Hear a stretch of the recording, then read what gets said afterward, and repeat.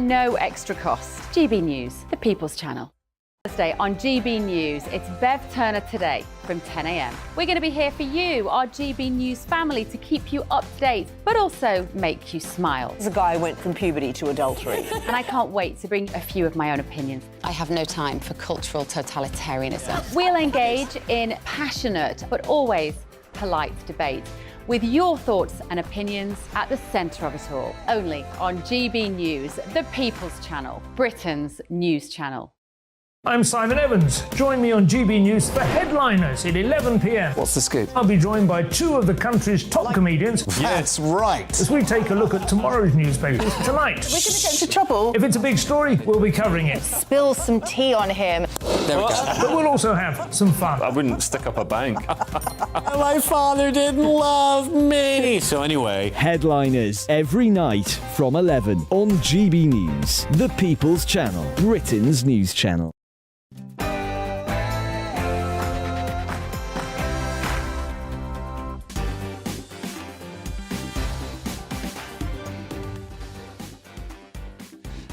Good evening. It is 8 o'clock Friday night and the weekend starts right here. I'm Neil Fox. I'm standing in for the magnificent Mr. Mark Dolan, who's having a very well-earned evening off. Now, we've got 3 hours of great guests, lively debate and plenty of laughs along the way as well.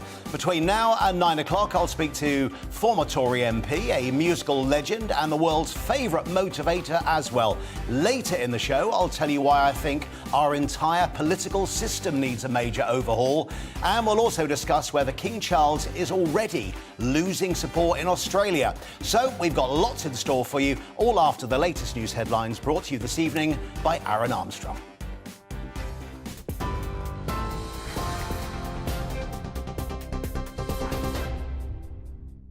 Yes, thanks, Neil. I'm Aaron Armstrong in the GB newsroom. Lancashire Police investigating the disappearance of a missing mother now believe she fell into the River Wire. Nicola Bully disappeared a week ago, walking her dog. The investigation is focusing on a 10-minute window that's unaccounted for. The 45-year-old's phone was found on a bench, still connected to a works Teams call with her dog nearby, but no trace of her has been found. Superintendent Sally Riley has confirmed officers have searched a 1-kilometre radius from that location and 15 kilometres of water from the River Wire to the sea. Our main working hypothesis, therefore, is that Nicola has sadly fallen into the river, that there is no third party or criminal involvement, and that this is not suspicious, but a tragic case of a missing person. This is particularly important because speculation otherwise can be really distressing for the family and for Nicola's children. Disgraced pop star Gary Glitter's been freed from jail after serving half of his 16-year sentence for abusing young girls. The 79-year-old was jailed in 2015 for historical sex attacks on 3 schoolgirls. He spent 8 years in a low-security prison in Dorset and will now be subject to licence conditions. A man who brought a crossbow to Windsor Castle with the intention of harming Queen Elizabeth has pleaded guilty to charges under the Treason Act. Jaswant Singh Chahal told a protection officer he was here to kill the Queen after breaking into the castle grounds on Christmas Day in 2021. He was wearing a mask and was carrying a loaded weapon with the safety catch released. The late Queen was in residence at the time. U.S. Secretary of State Antony Blinken's postponed his trip to China after a suspected spy balloon was tracked flying across the country. China says the balloon was in fact a civilian airship which had deviated from its planned route because of bad weather. Now, it was spotted over Montana, close to a U.S. nuclear Air Force base. Blinken was due to depart tonight.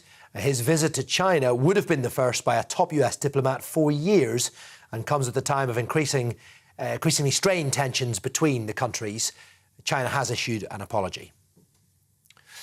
And the FTSE 100's closed at a record high as concerns over rising global inflation and interest rates have eased slightly. It was briefly trading at 79.06 earlier, the highest level seen in nearly 5 years. It's been put down to investors hoping global inflation is easing. leading to a stronger demand in the stock markets. But also, it's been supported by a drop in the pound against the dollar and an easing of COVID restrictions in China. TV online and DAB Plus radio, this is GB News. Now, it's back to Neil Fox.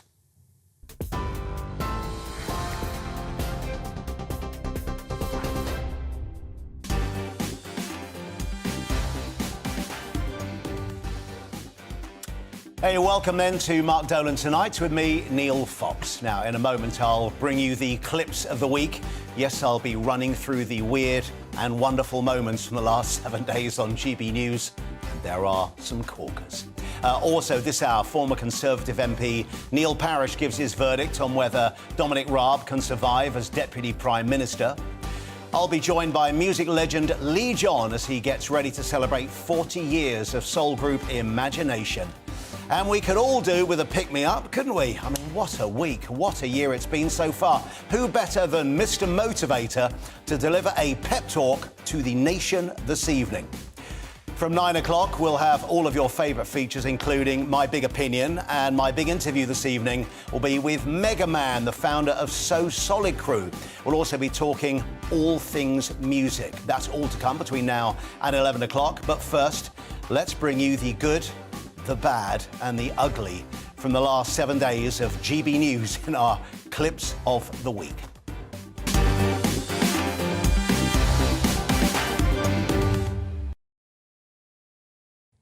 Yup, it is the feature that celebrates the best of GB News and also looks back at the times when things didn't maybe go quite as smoothly like that as they might have done. So we're going to start off with Clips of the Week with Jubes & Co. and the story that's got everyone talking. We all went through it. I mean, at my age, it was because I'm ancient. It was finding a magazine in the bushes that was, your first access. Hedge porn. Yeah, exactly. Yes, that's right. A new term has been born. Hedge porn, the scourge of Britain. Apparently, we just can't stop talking about a well-trimmed bush nowadays. It's no laughing matter unless you're this guy. Ha ha ha. Yes, Dan, the laughing man. On the Camilla Tominay show last Sunday, GB News correspondent Paul Hawkins was testing the mood of the nation in Milton Keynes. How are you feeling about Rishi Sunak being sacked? Yep, that's amazing news. You heard it here first. Rishi's fired himself. Paul Hawkins with an extraordinary revelation, and you heard it here first on GB News. I'd give Rishi, well, at least another 6 months. Come on. Right, next up, the Queen of GB News, Michelle Dewberry, with Jubes & Co., the topical news show on Monday to Friday at 6 o'clock every evening. I don't know, what did it make me feel? It made my bum clench a little bit. It made... So here's the big question. What was she talking about? What made her bum clench? I think we all know the answer to that one.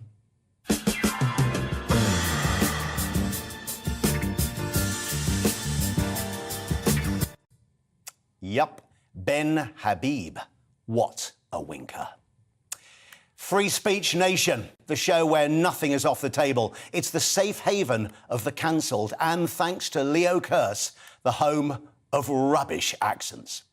Somebody comes over the tannoy, or somebody stands up for you in court and says in a West Country accent or a Birmingham accent, "Might be experiencing a little turbulence." You're going to be. Was that Brummy? You're going to be reaching for that parachute. You know what I mean? I'm just showing my range. All right, who doesn't enjoy a terrible Brummy accent, eh? Everyone was laughing. Everyone. Even this guy. Ha ha ha. Yeah, it's the laughing boy again. The great Mark Dolan interviewed the American comedian Alex Stein on Mark Dolan Tonight last week. The stand-up comic came out with a rather strange confession. Tucker Carlson's biological son, and that's what people don't realize. When you are the son of Tucker Carlson, nobody can beat Primetime 99. Not exactly sure if that's true. The biological son of Tucker Carlson? Well, at least he had one guy in absolute hysterics. Ha ha ha. The man, the myth, the legend. Patrick Christys, he's up next and he's talking about the ongoing strikes. Calvin Mackenzie joins me now, the former editor of The Sun. Calvin, Thank you very much. Public sympathy is starting to wane when it comes to train drivers, who many believe are already on a pretty good wedge.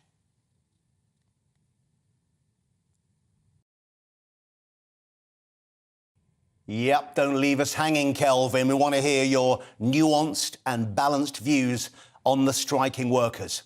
Come on. But most of these people are politically motivated, who run unions because they've got nothing else to do except talk to other socialists all day long. Yeah. About Kelvin, he's really mellowed in his old age, hasn't he? I wonder what he really thinks. The great Nana Acquia is up next. Her shows are always flawless.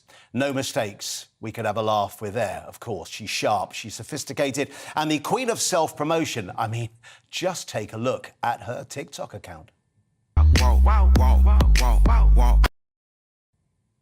Slightly cringeworthy. Even the channel's newest recruit, Jacob Rees-Mogg, enjoyed that one. Didn't you, Jacob? Those eyebrows. Maybe he's auditioning for a McDonald's egg.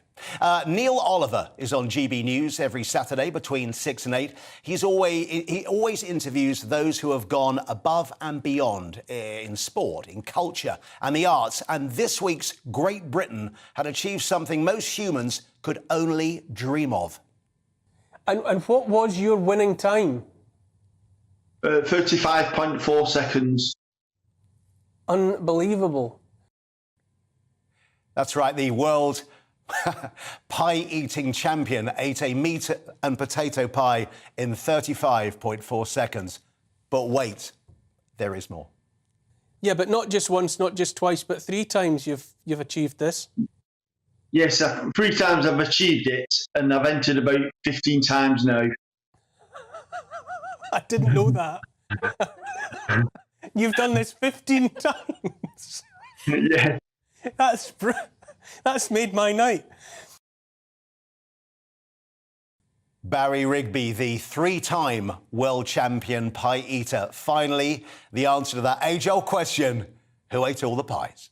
Well done, Barry. Your name will go down in the annals of history. Take a bow, sir. Right, back to Michelle Dewberry. Just loves being on Clips of the Week. This happened just over an hour ago from Jubes & Co. And everyone at GB News, a very happy Friday. No, we're going to sing you out. We've only got 15 seconds. One for the road. You ready? My, Delilah. Have a good weekend. At the wrong moment. Why? As a former Pop Idol judge, all I can say is, Michelle, don't give up the day job. All those are your Clips of the Week. Hope you enjoyed them.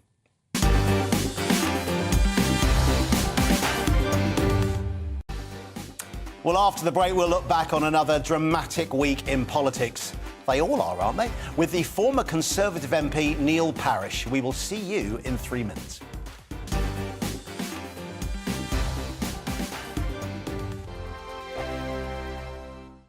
Monday to Thursday, 9 p.m. till 11 p.m. Join me, Dan Wootton. I'll bring you the sharpest takes and hottest debates. Do you not believe in prison? I don't believe in prisons. I'm completely stunned. I guarantee you there'll be no spin, no bias, no censorship. I actually was personally quite offended by it. And no reason to go to bed. So I guess they've always been quite woke. That's Dan Wootton tonight on TV, radio and online. Monday to Thursday from 9 p.m. till 11 p.m. on GB News. The People's Channel, Britain's news channel.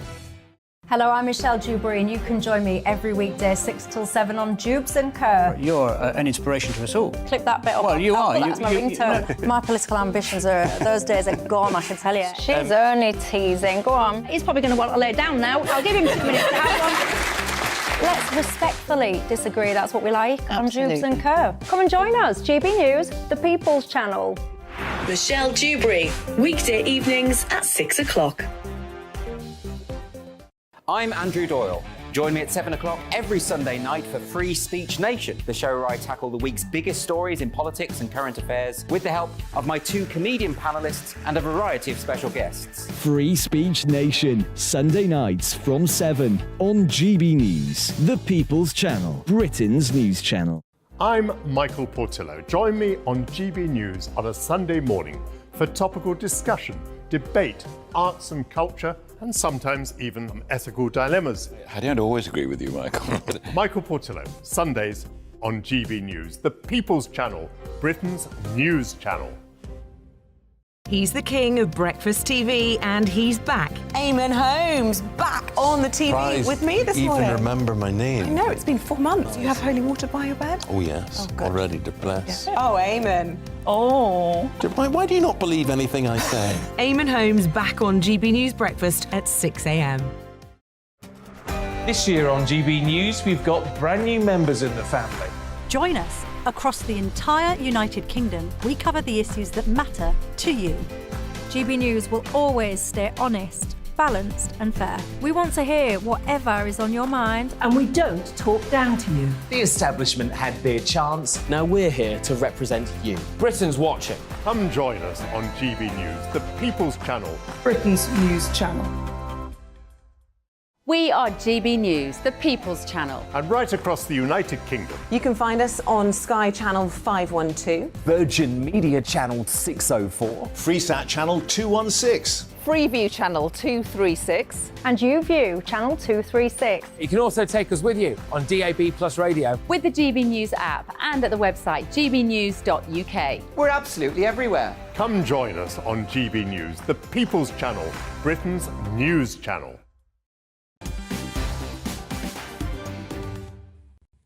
Hey, welcome back. The Deputy Prime Minister Dominic Raab is under mounting pressure to stand aside during an investigation into claims that he bullied staff. It's reported that barrister Adam Tolley is investigating complaints from 24 civil servants into Mr Raab's behaviour. Well, earlier today, anti-Brexit campaigner Gina Miller said the minister bullied her and called her stupid during an encounter in 2016. Now, Rishi Sunak is facing calls to sack his deputy just 5 days after Nadim Zahawi lost his job as Tory chairman, after he was found to have committed a serious breach of the ministerial code. Now, Mr Raab, we should say, denies any wrongdoing. Now, to get more on Dominic Raab and this week's other big issues in politics, I'm joined now by the former Conservative Party MP, Neil Parish. Neil, a very good evening to you. Thank you very much, Neil, for joining us on this Friday night. So, do you think that Dominic Raab will stay or should he go? Well, I mean, Dominic Raab has certainly not got a bedside manner. I know him sort of reasonably well. He's very direct and very exacting. So, I mean, Adam Tolley just really needs to get to grips with this inquiry, because what I don't think the Prime Minister can do is allow this to carry on for much longer. Otherwise, Dominic Raab will need to stand down until he's cleared. But, of course, the Prime Minister very much likes to go through due process, and that's what he's doing here. But see, Adam Tolley's been looking at this since November, and I think it's time it came to a crunch. I mean, the thing with Nadim Zahawi is the fact that it was tax, he denied it, and he was proved that he had actually made huge mistakes, and so therefore he'd broken the ministerial code, and the Prime Minister sacked him. The trouble with this one is it appears to be dragging out, and I think this is a real problem for the Prime Minister and the Conservative Party. OK. Do you think, just going back to last week, do you think the Prime Minister handled that in the correct manner by allowing due process to continue, and then clearly when it was obvious that the ministerial code had been broken, that he acted pretty swiftly? Do you think that was good, or do you think he should have acted earlier? I mean, I personally would have liked him to act a bit quicker, but I think what he has done is put much store by due process, and that's what he allowed to happen, and then he did act decisively after it. I think the problem he's going to have with Dominic Raab is how much did he know about the bullying, when he became Prime Minister. All of this is becoming a story in itself. The trouble in politics is not altogether whether you're right or wrong, guilty or innocent, is the amount of time it stays as, a top news item, and I think this is the problem that Dominic Raab and the Prime Minister are facing at the moment.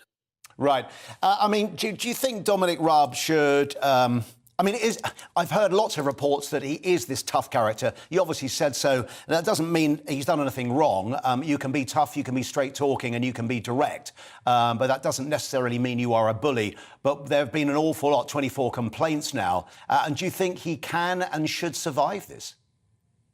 Well, I mean, I think it does depend, if Adam Tolley comes clearly out to say that bullying did, in his opinion, did take place, then I think there's no doubt that Dominic Raab will have to leave his position as Deputy Prime Minister. But I think the trouble you've got with this is, I suspect, as far as Dominic Raab is concerned, he believes he didn't bully. Now, he may well have bullied, but I think this is the problem. And I know the character of him, and he is tough, very tough, and he hasn't got a bedside manner, and so therefore, there it could well be a problem there. But I think it's not easy to settle once and for all. But I think the Prime Minister will have to make a decision pretty quickly, I feel. I mean, tough, though, is not a bad thing necessarily, is it? And tough isn't illegal, tough isn't wrong. I guess it's just how tough has he been and how unpleasant. And do you think in this day and age, things are slightly, easier to blame people for than they may have been 10 years ago or 20 years ago?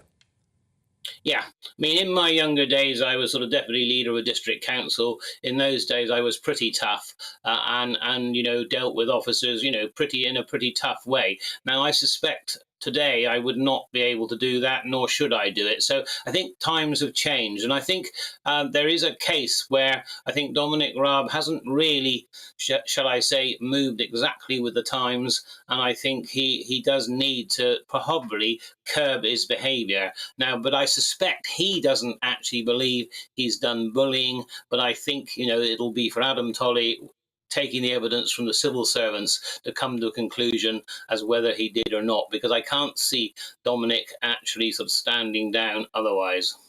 Is it increasingly hard, Neil, for people to do their jobs as an MP with the intense scrutiny that anyone is under, and how easy it is, in a way, to make a claim against someone that instantly becomes a 24-hour news cycle? Because once it's out there, it's very hard to quash it, isn't it? Yes, I mean, the thing is, once somebody has made an accusation, it may be true, it may not be, but it covers a huge amount of, it's like phosphorus, it burns very hard and very fast and very hot. And I think that is the trouble. And I think, these accusations may well be true, but if they're not, and some of the ones that are coming around now, some of them may not be, but of course, all of the time, it adds to the pressure. And it is very difficult in politics today, because I think people try to come into politics to make a difference, to make some changes, and if they're too tough about it, perhaps in this environment, I chaired a select committee before I left Parliament, and I had to be careful with one or two individuals on that, work for the select committee, because they were very sensitive, and the trouble is, sometimes if you are too direct, you would upset them, and you don't want to do that, and I think that is the balance, really, that you've got to try and make. Now, Rishi Sunak, Neil, celebrated 100 days as Prime Minister this week. A GBNews poll out today gave Labour a 24-point lead over the Tories. What have you made of Rishi Sunak as Prime Minister so far?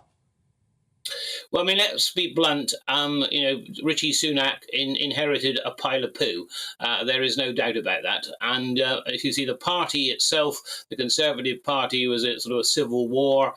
You'd had the problems with the trust regime and the budget that went wrong, and the run on the pound, and the amount of money the Bank of England had to do to prop up the pound, and all of this he inherited, along with a very divided party. And I actually think in the circumstances, he's done okay. And what he's doing is setting out a plan which may not be as ambitious as many would like. But I think what he's worked out is that the Boris Johnson era in particular, Boris was very good at promising the earth, but not being able to deliver it.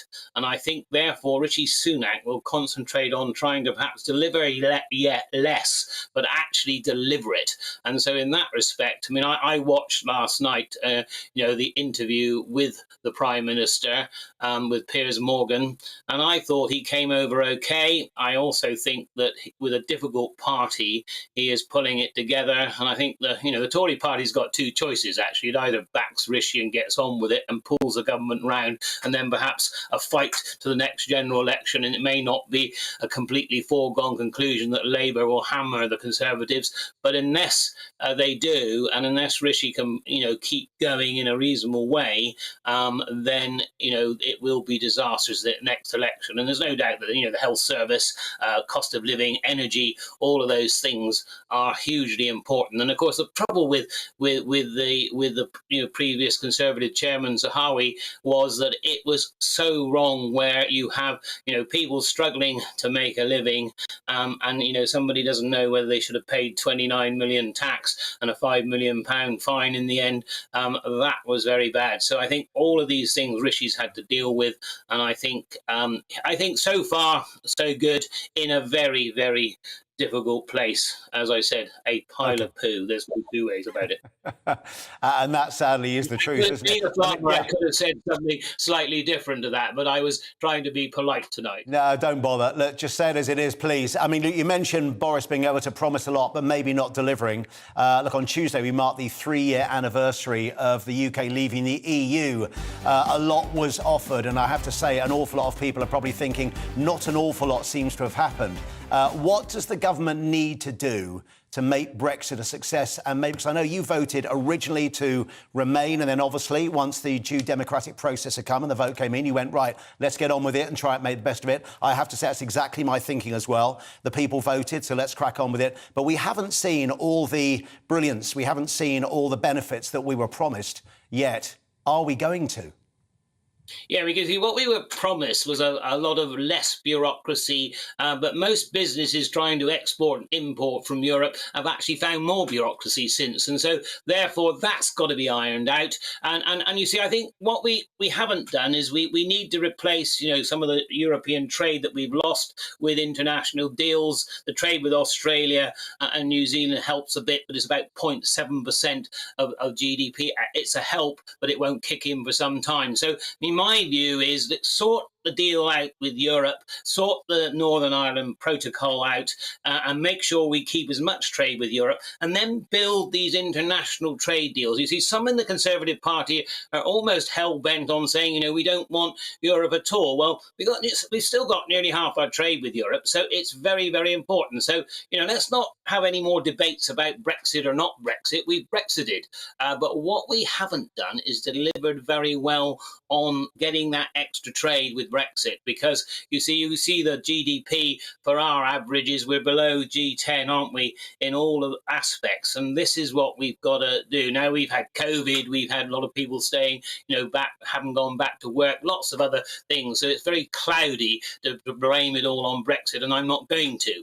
But Brexit hasn't helped. I think we can make it a lot better, and I think, Jacob Rees-Mogg is looking into regulation. For goodness sake, if one of the, I was fighting the campaign to remain, and I was told by George Eustace and Owen Paterson and others that it'll all be a wonderful world, and when we leave the EU there'll be no more bureaucracy. Well, I think if you talk to most businesses, most people, you'll find there's more bureaucracy. So for goodness sake, get on and sort it out. That's what I would say to them.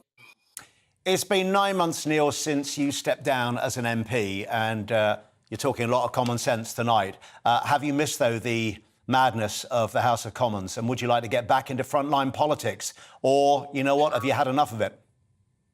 I missed what I really enjoyed was chairing the Environment, Food and Rural Affairs Select Committee. I'm a farmer. I understood it. I'm a practical man, and I held the ministers to account, and I really enjoyed it. But some of the parts of Parliament I didn't enjoy as much. I am minded to have another go. I made a very stupid mistake. I resigned. I did what I believed to be the right thing.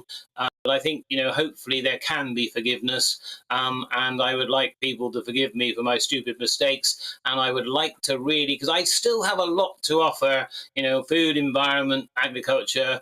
I also believe in fair distribution of food. I did a lot with getting food out, helping to get food out to poorer people. All of these things are very important, cost of living crisis, all these things. So there's still a lot burning inside me that I would like to. And of course, I was brought up a Methodist. I'm a non-conformist, so I am minded for once to have a go as an independent and see how it went. Because home rule for Somerset, home rule for Devon, I can see that as a really good idea, and we'll even do a little deal with the Cornish if we have to. I'm only joking, but like I said, but coming from the West Country, and you can tell by the accent, that part of me has always wanted a little bit of a go as an independent. I was always pretty independent in Parliament. I had a reputation for that. So let's see where it takes me, really. Well, it's been lovely having you on. I really appreciate your honest and frank views on everything. It's so nice that when people are out of politics, they can suddenly put their sensible hat on and actually have a proper debate about things. But Neil, pleasure. I wish you a very nice weekend. Thanks for being on. Thank you. Thank you for the interview. Thank you very much. Bye-bye. After the break, I'm going to be joined in the studio by music legend and generally lovely fella Leee John, the lead singer of Imagination. They're celebrating 40 years in the business. We'll see you very shortly.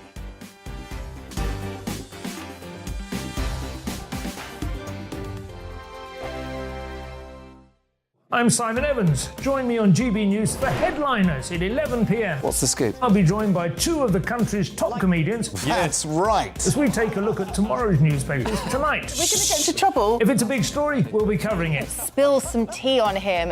There we go. But we'll also have some fun. I wouldn't stick up a bank. My father didn't love me. So anyway. Headliners every night from 11 on GB News, the People's Channel, Britain's news channel.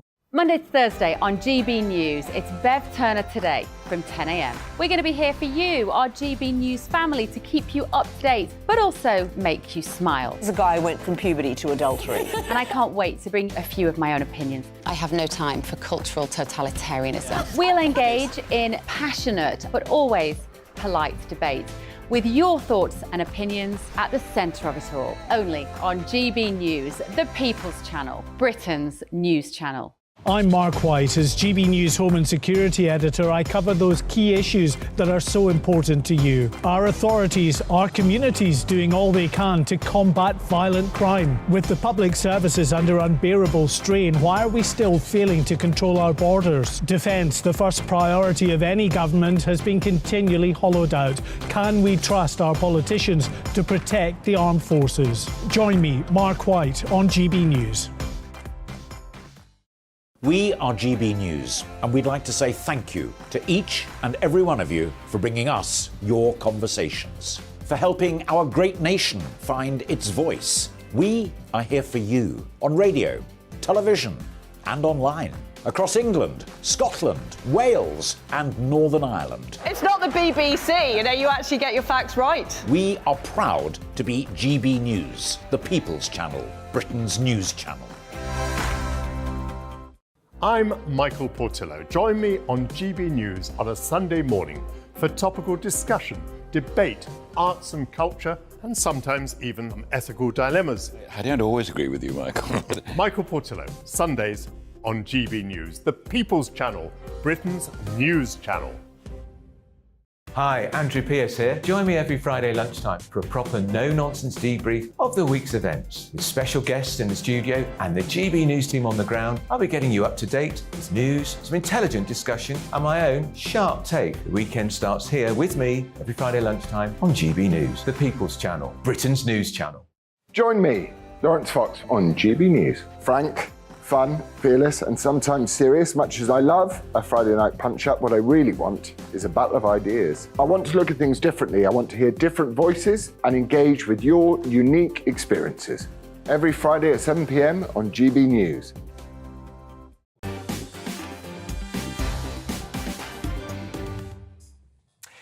Hello there. Welcome back to a little bit of Fox on Friday, and happy to be looking after things for the lovely Mark Dolan. It's time to welcome another star guest, and tonight I'm very chuffed to have with us in the studio British soul funk star Leee John, who enjoyed 3 classic top 10s back in the 80s with Body Talk, Just an Illusion, Music and Lights. Loved that one. Sing them Such for me. fond... I won't sing, please. I don't want to ruin people's Friday night, Lee. Hang on. Such fond memories of endless Top of the Pops performances, some groovy dances, and actually one of the first proper stars I ever got to interview when I was just starting out in local radio in the Midlands.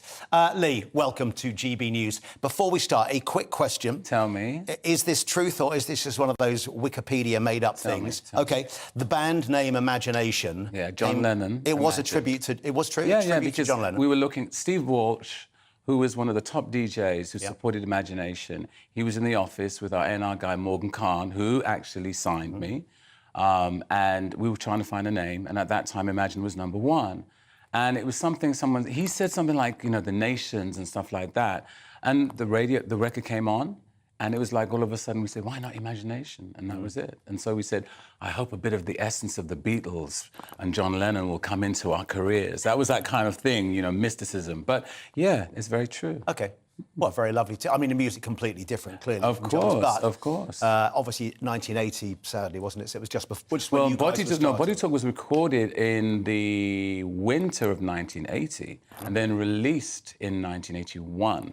OK. You know, when on all the club scenes, and we were a really what they call urban hour club act. Yeah. You know, very, very much a part of the DJ. The DJs have always been a part of the culture of me anyway, in the group. And that's how we came through. We came through, like how today with all the kids, we were part of that culture, the whole Brit funk movement. That's how Body Talk, you know, it was on every single chart before it even got into the national charts. So we had quite a build-up towards it. It wasn't like Top of the Pops. Yeah, and it was actually, you know, we'd had always had some great British soul. I was thinking like the Real Thing, that people always think were American, but they came from Liverpool, right, but just a few years before you. Right, and then when you guys, I mean, the 80s is one of those decades that people still say the greatest musical decade ever. It has such fond memories for so many people. Things changed in the 80s, and some brilliant pop, some great dance, all kinds of great songs. Well, it was a big era of everything. I mean, prior to us, you mentioned The Real Thing, but for me, I remember a group like Candidate, High Tension, who broke it through, The Light of the World, Central Line. I knew all these guys. Then Lynx, I went to see Lynx with David Grant at the Dominion Theatre. Junior Giscombe was part of Lynx at the time, and we're all still great friends now. So it was wonderful seeing all of this music coming from UK. And also from North London as well, because any time Light of the World was playing, I'd go to their gigs or Lynx or whatever. You know, we supported each other. But the sad thing was, I was in a group and I was thinking, oh my God, when is my turn? Where's my turn? And I was the last one. You know, there's another group called Candidate, who incidentally are supporting us May the 20th at the Shepherd's Bush Empire. Got to get that in. Come and see us then. Okay. But Central Line were like, they were in the R&B charts before we were in the R&B charts in America. And so it was great seeing all of this homegrown, we're now called heritage artists, but they were all from areas I knew, and we all went to the same clubs and all that kind of stuff. So it was great. And then by the time we broke, I had kind of studied everyone. I'd studied everything. I'd studied the American artists. So I thought, you know what, we need to sustain. We need to know how to, you know, because the industry was not really supportive of Black British artists. And the truth of the matter is, when Imagination broke internationally, then the A&R guys started to say, you know what, we can invest in Black British artists. They weren't before. Okay. Before Imagination, they weren't. Many A&R guys have told me this. Wow. And that people don't realise. They started having Black female artists. They took 5-star and you know, they didn't invest. But they saw us on an international level that we were earning money and it was consistent and we were having a lot of hits. Our albums were bigger than the singles globally. So the fact is, the record companies took that chance, you know, and henceforth, I can plug again. It is amazing, actually. 40 years. 40 years. That kind of age is all of us. You know, I remember coming out still next being Friday. at uni and coming out next Friday, February the 10th. Yeah, 17 albums. Wow. It's a wonderful buy. It's a wonderful buy. See, I'm quite gobsmacked now. You made 17 albums. 17 albums. That's incredible. And it's really got some great stuff, but it's also got some original things on there, like some of the songs we did, like So Good, So Right, or Music and Lights. There are different versions on there. Okay. But different songs, because we changed them as we went along. In the Heat of the Night, there's a wonderful version, which I loved, and we never put it on any album, so that's on there. And we've got some live performances that we did all around the world, like a 30-minute version of Body Talk, which is great. 30 or 30? 30 minutes of Body Talk. So there's some wonderful things on there. And I have my jazz album on there. So there's a lot of different music that I think, it's not the ordinary box set where they do the 12-inch and the 7-inch, 12-inch. This is really inviting you to a beautiful world of music. So next Friday, the 10th, you can purchase it. But no, it's been wonderful for me. Look, 40 years is amazing. Look, you talked about A&R men and you know, how the record industry and... it's changed so much in 40 years, right? The technology has changed a lot of things. The technology and streaming platforms changed how record companies, they don't ever... At the moment, and I was talking to a British exec who had moved to America and was just getting so sick of the whole thing, going, people don't invest in A&R. And if you don't know, A&R is for artist and repertoire. They're people that used to... You get demo tapes coming in, you send your demo tape into a record company or record label and they'd listen to it and think, are they any good? I might send a scout out to have a look at you in concert. That doesn't really happen anymore. What they do is they look at your social media, they look at your TikTok and they see how many people like you or are following you. It's lazy A&R now. Are you happy you were around at the time you were? Or are you slightly jealous of the way things are now? Or do you not have a view on it? I'm so glad I was in the era I was because I worked in bingo halls, in pubs. I learnt my craft. I was in Anna Shear's acting school for a while. I was doing background vocals, all before imagination broke. So I had a long period of years of just learning my craft, learning harmonies, learning how to deal with audience. The bingo halls were the greatest audiences because it was like, they were the old theatres and they'd sometimes have 2,000 people in them. And so I'd be doing 3 or 4 sets. I was with a group called the Sun Valley Serenaders and they'd do steel bands, calypso, reggae, funk, everything.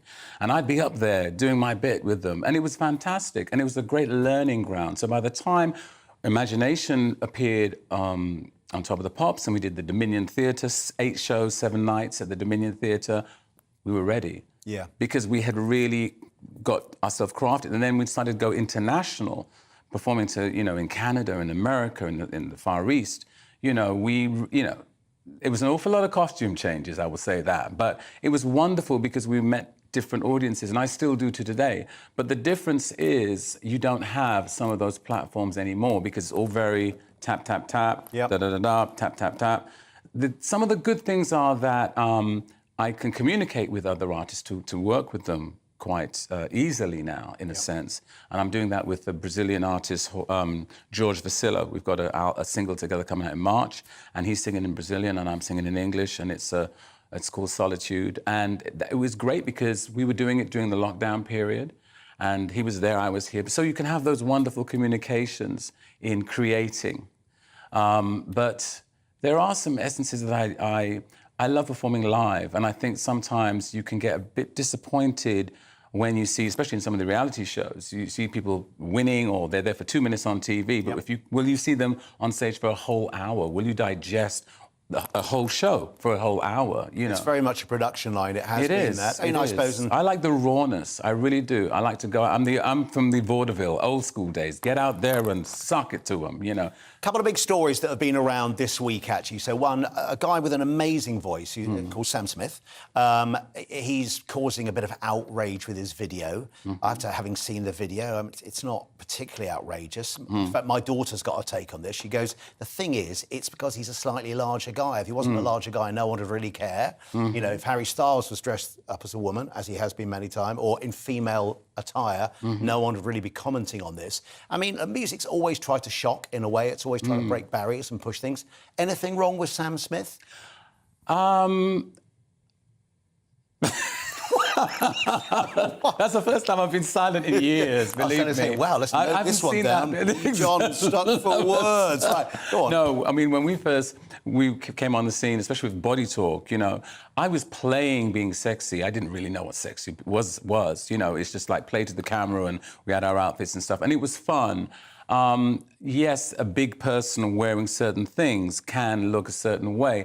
I know some of my big friends, good friends, who are big, but look, you know, funky and sexy, and they can work it. But I don't know, something's not right in how he's doing it. I mean, I'm glad he's doing what he's doing, but something, it's whoever's dressing him or whoever's designing what he's doing, I don't think it's actually right.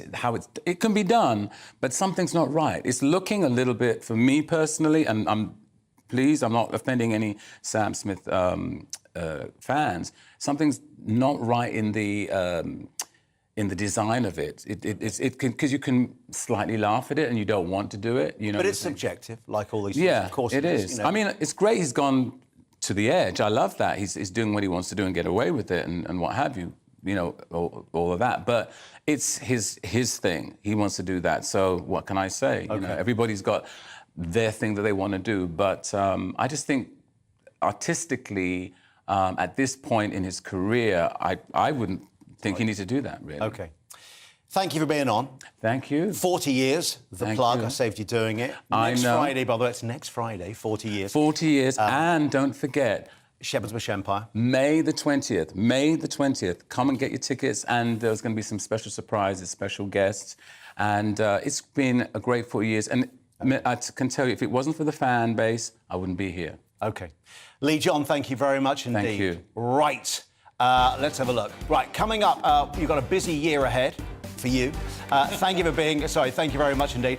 We could all do with some motivation, couldn't we? Well, yes, we could. He does body talk, that's for sure. Well, he has. We need a bit of motivation. We've got the ultimate man for you, the perfect solution for your Friday night. I'll be joined after the break by Mr. Motivator. He's back. Don't go away.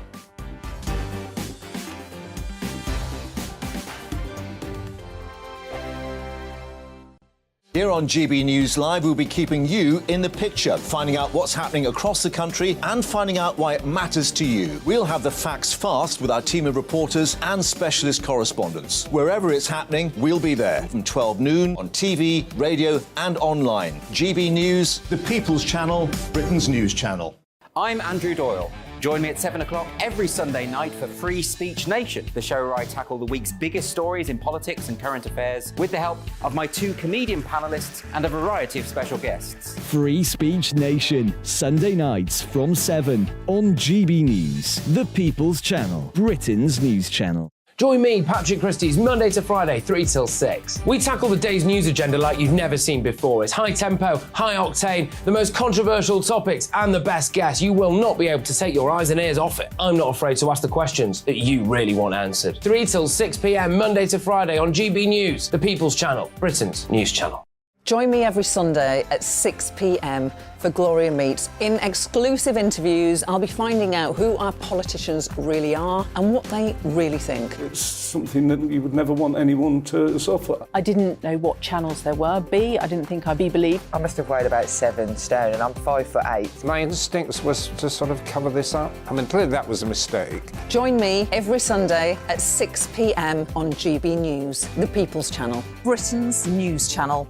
We are GB News, right across the nation. You can get us on television, on radio, on digital. We're absolutely everywhere. Amazing! You see, amazing! You remind me of me in the European Parliament. But here's the most important bit. We are not part of the mainstream establishment. We think and speak just like you do. We are the People's Channel. Magnificent. That's really, really thoughtful. Come and join us on GB News, the People's News Channel.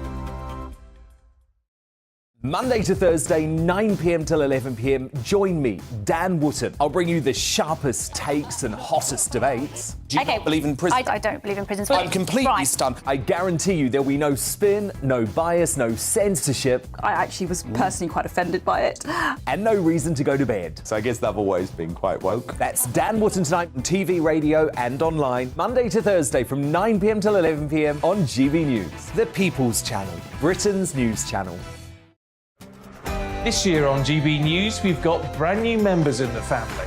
Join us. Across the entire United Kingdom, we cover the issues that matter to you. GB News will always stay honest, balanced and fair. We want to hear whatever is on your mind. And we don't talk down to you. The establishment had their chance. Now we're here to represent you. Britain's watching. Come join us on GB News, the People's Channel, Britain's news channel.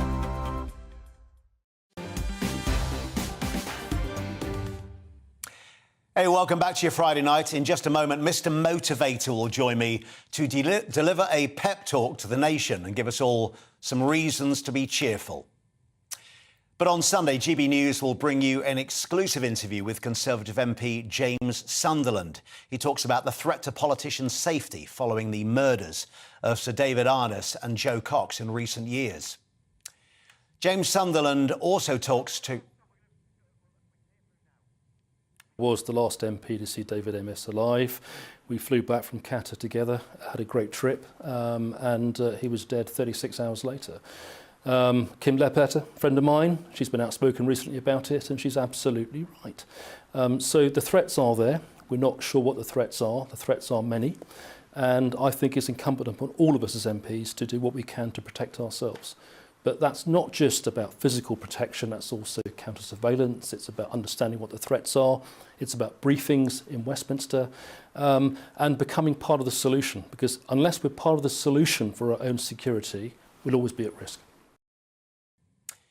James Sunderland also talks to Gloria about his career in the military, and you can hear at length from Sunderland, plus interviews with Labour MP Alex Davies-Jones and former Minister Baroness Hoey in Gloria Meets. That's every Sunday at 6 p.m. Now, wherever you look, it's difficult to escape pretty bad news at the moment. The cost of living crisis is hurting millions of people. Interest rates up again. The war in Ukraine rumbles on with no end in sight. And closer to home, there's still a way to go before the warmer weather and those longer days of spring and summer arrive. What we all need is a pick-me-up. And who better to provide that than my next guest? It is 30 years since Derek Evans bounced onto our screens as Mr. Motivator, and I'm delighted to say he joins me now to bring some joy to our Friday nights. Derek, Mr. Motivator, how would you like to be? How would you like to be labelled this evening?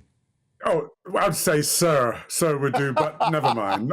Your Lordship, it's great to have you on. Of course, you did make a reappearance on our screens during COVID, motivating us all as well. How is life with you? You know, let me say this to you. Life is good because I think life is what we make it. You know, we have a choice about whether we are happy or sad. And each time, no matter what happens in my life, and there have been plenty of troughs, I decided that I'm going to have smile through all of it. Because you know what? I don't like the alternative. The alternative of being sad is just not me. And so therefore, I'm trying to spread joy to everybody and say, no matter how bad things are, things will get better. And the best analogy I can give you, Neil, is this. Every single autumn, those trees out there lose their leaves, but they still stand up tall and they wait because they know that in the spring, they're going to flower again. That is us. That's what's happening. We're going to get through this and things will become all right. We've seen it before. Hey, when you were a kid, were you always Mr. Optimistic? Far from it. You know something? My life has just been a series of... It's been a wonderful learning ground. And as I've said many times, the difference between school and life is at school, you're taught a lesson and given a test. But in life, you're given a test which often teaches you a lesson. And so for me, it's been a building block of experiences that has made me get to the point where, you know what? I still stand up every single day. I look in that mirror and I'm proud of what I see. I still count my blessings because I realize no matter how bad things are with me, there's always someone out there who's actually in the worst state.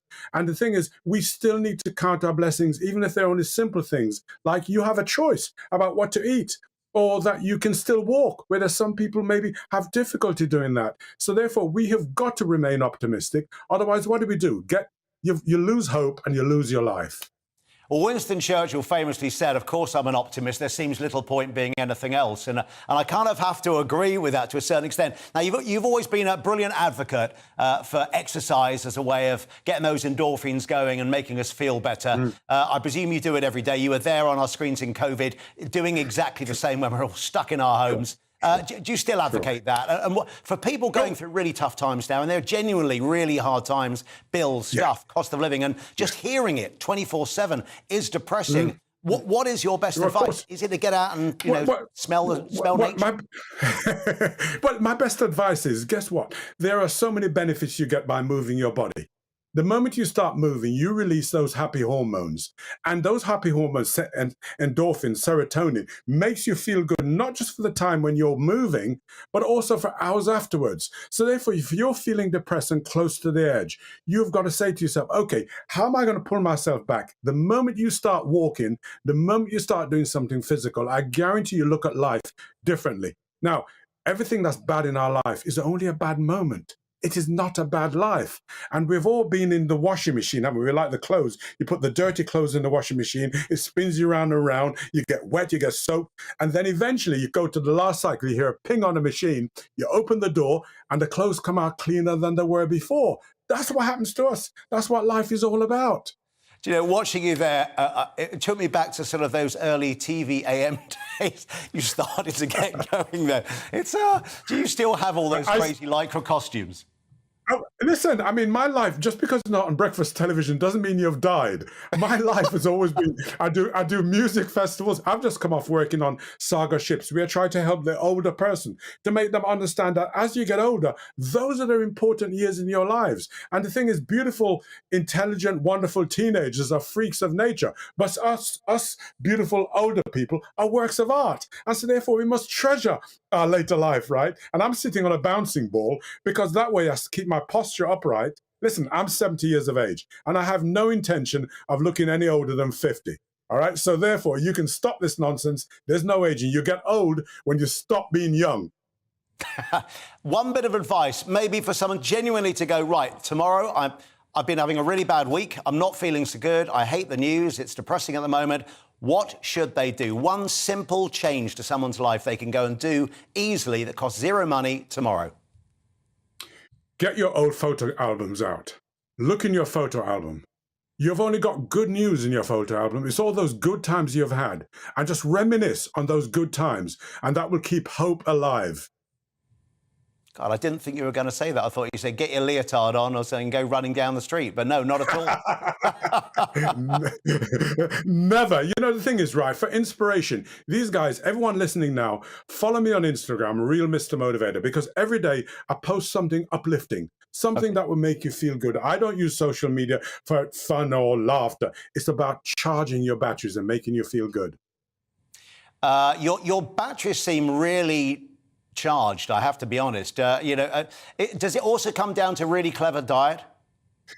No, because, you know, sensible eating is important for all of us, right? We know when we have overdone it. You know if you've had too much steak. I've stopped eating meat 20 years ago, but I have nothing against the meat industry. I just know that eating fish and lots of vegetables is good for me. So sensible eating is the answer. It's not about diets. It's about watching what you eat and saying to yourself, I'll have a bit of that. You fancy some apple crumble and custard? Have apple crumble and custard. You fancy a small drink? Have a small drink. But don't overdo it. Leave the table half hungry. And guess what? Have another meal later on. Space your meals out during the day, not just one big meal. But also the most important thing is to remain positive. Always have a goal in your life. We're going to have to stop you there. Okay. It's been such a joy having you on. It's booming out of my screens, but I wish you a lovely, lovely weekend. Derek, Sir Motivator, thank you very much indeed. That's all we've got time for at the moment, but we've got lots on the way between now and 11 o'clock. I'll be joined by my all-star panel, Rebecca Jane, Jerry Hayes and Precious Muir. We'll debate whether it's morally wrong for teachers to go on strike. And in a few minutes, I'll tell you why I think our entire political system may need major surgery. Right, don't go away. News headlines are coming up.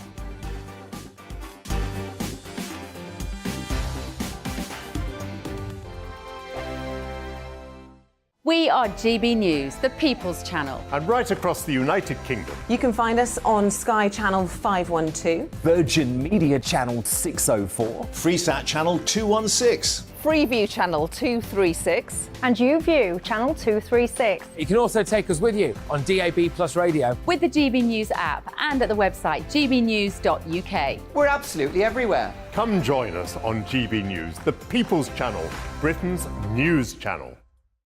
Join me, Nana Akue, Saturday and Sunday afternoons on GB News.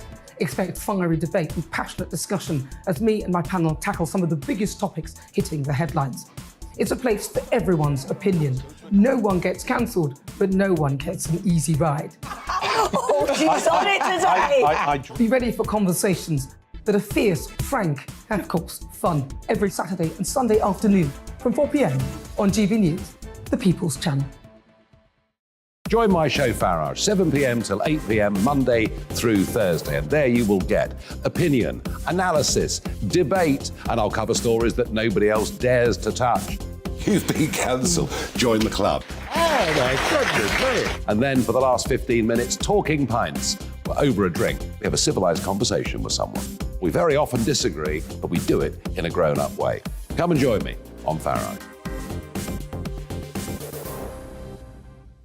Hello there, it's Eamon Holmes here from Breakfast on GB News. We're not just on your television and your screens, you know. We're on DAB plus digital radio, so you can listen to your favourite shows on the move. If you've not yet listened to GB News Radio, it's very simple. We're on your radio player and tune-in apps, on your smart speaker, phone or tablet, or online at gbnews.uk. Take us with you wherever you go. GB News Radio. You never have to miss a moment of the People's Channel.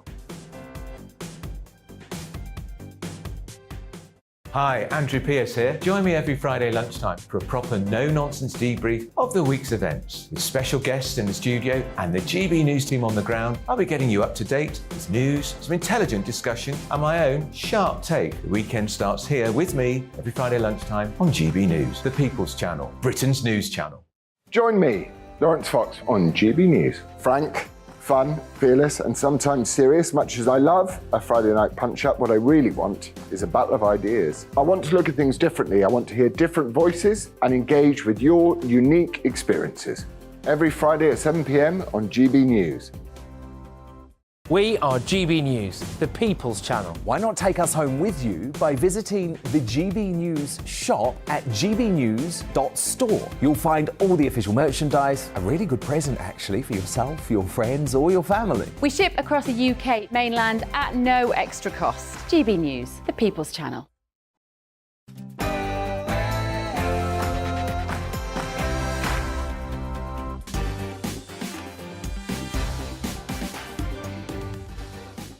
Hey, welcome along to Mark Dolan tonight with me, Neil Fox. Delighted to be standing in for Mark tonight and tomorrow as well. Now, in my big opinion, at 9 o'clock, everyone agrees that the NHS needs reforming, but maybe it's our entire political system that needs some major surgery. In the big question, after over 100,000 teachers join the industrial action on Wednesday, we'll ask if the teacher strikes are justified. And in the news agenda with my brilliant panel, can Rishi Sunak eradicate sleaze in British politics? Plus, how should you settle a dispute with your neighbours? This is Tonight Live, and as Mark always says, we don't do boring. I'll see you after the headlines with Aaron Armstrong.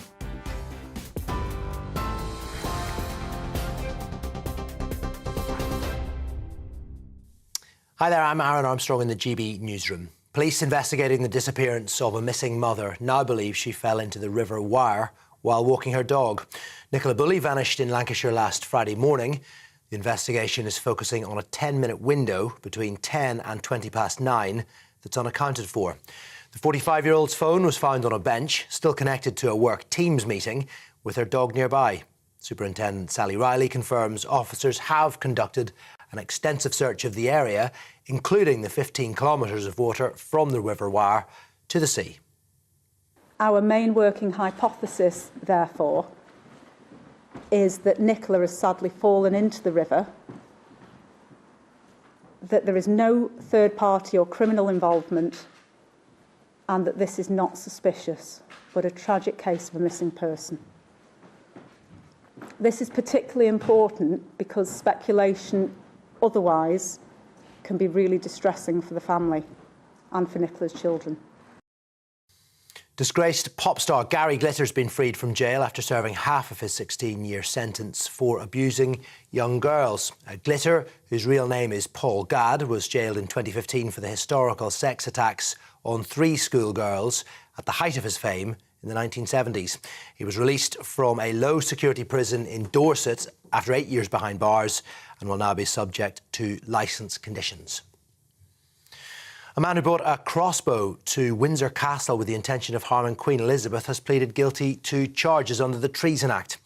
Jaswant Singh Chahal told a protection officer he was here to kill the Queen after breaking into the grounds on Christmas Day. In 2021, he was wearing a mask and was carrying a loaded weapon with the safety catch released. The late Queen was in residence at the time. The US Secretary of State, Antony Blinken, has postponed his trip to China after a suspected spy balloon was tracked flying across the United States. China says the balloon was, in fact, a civilian airship, which had deviated from its planned route because of bad weather. Well, it was spotted over Montana, close to a US nuclear Air Force base. Blinken was due to depart tonight. His visit to China would have been the first by a top US diplomat for years, and it comes at a time of increasingly strained relations between the countries. China has issued an apology. And two mysterious Neolithic monuments, which are part of a complex known as the Stonehenge of the North, have been gifted to the nation. The Thornborough Henge complex near Ripon in North Yorkshire consists of 3 human-made enclosed circles, 200 metres in diameter, which may date back to 3500 BC. The construction companies have donated 2 of those monuments to Historic England. The sites will be open to the public free of charge. Prime Minister Rishi Sunak has welcomed its safeguarding and preservation for the nation. TV online and DAB Plus radio. This is GB News. Now it's back to Neil Fox.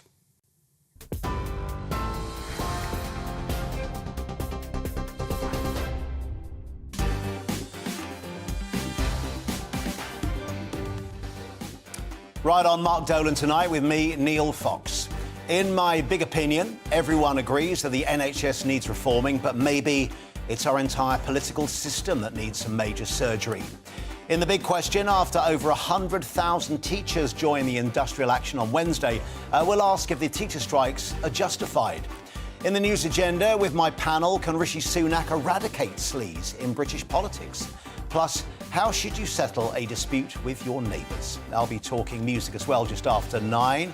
So Solid Crew founder Mega's going to be here to tell us about his remarkable life as a leading player on the UK music scene. Plus, we'll have tomorrow morning's papers from 10:30 with full panel reaction. Now, speaking of my brilliant panel, I am joined tonight by TV personality and broadcaster Precious Muir, criminal barrister and former Conservative MP Jerry Hayes, and the Deputy Leader of UKIP, Rebecca Jane. Now, I want to hear from you throughout the show tonight. It's gbviews@gbnews.uk. We'll get to your emails when we can, but it's a busy old show. So for the next 2 hours, it is big debates, big guests, and always pretty big opinions. So let's start with this one.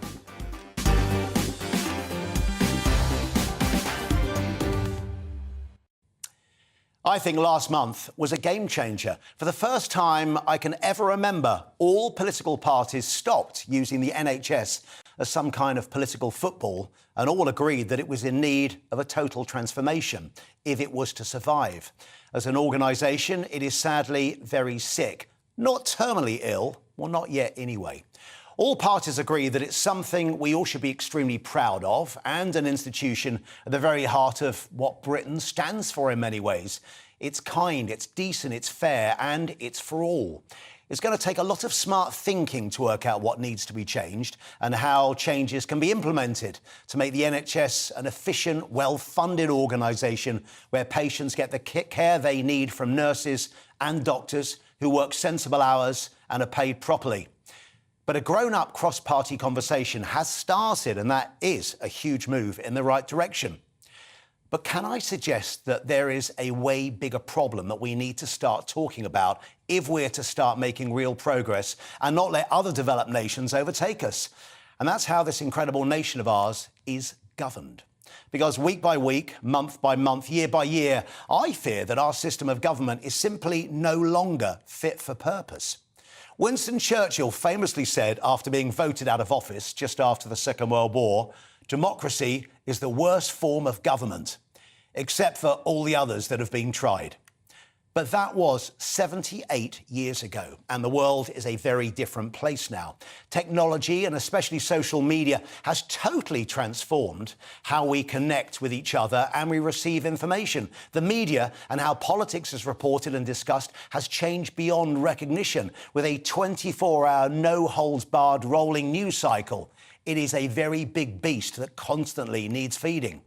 But so much about our political system seems to be stuck in the past, and for so many represents a system that doesn't really reflect modern life in the UK. The phrase politically homeless is often used now, and our main parties appear so out of touch with how most of us live our lives. It's crazy. Do we need to change what kind of people we allow to stand for Parliament, only allowing those that have experience in the real world to stand rather than a life spent in the Westminster bubble? Are there just too many MPs? Maybe we need to reduce the amount we have and get better qualified candidates by paying them better. Perhaps government needs to move from the Houses of Parliament, which the experts say is crumbling and no longer fit for purpose, and open it up to the public as a tourist attraction and only use it for state occasions. Maybe move Parliament to a purpose-built new home in the same way that modern large corporations move, relocate and reimagine themselves to keep relevant and working efficiently.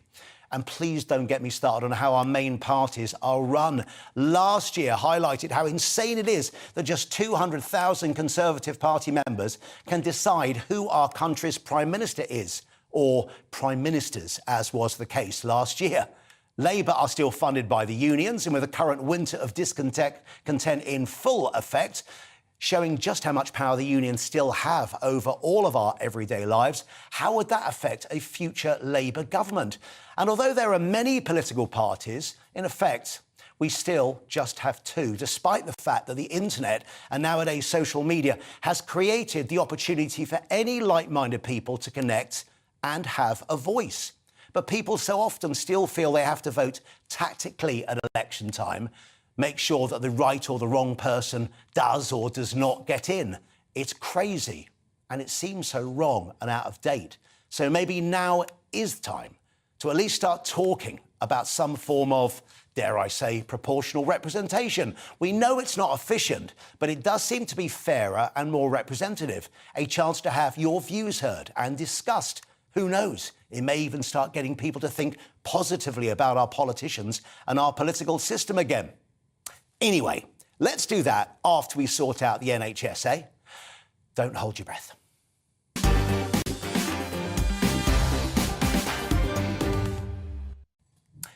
So what do you think? I mean, do you agree or are you shouting at your screen in disagreement? GBviews at gbnews.uk, and I'll get to your emails after the break. Now, reacting to my big opinion monologue, here are a fabulous panel of TV personality and broadcaster Precious Muir, criminal barrister and former Conservative MP Jerry Hayes, and the Deputy Leader of UKIP, Rebecca Jane. So, Jerry, as a former MP, let's start with you.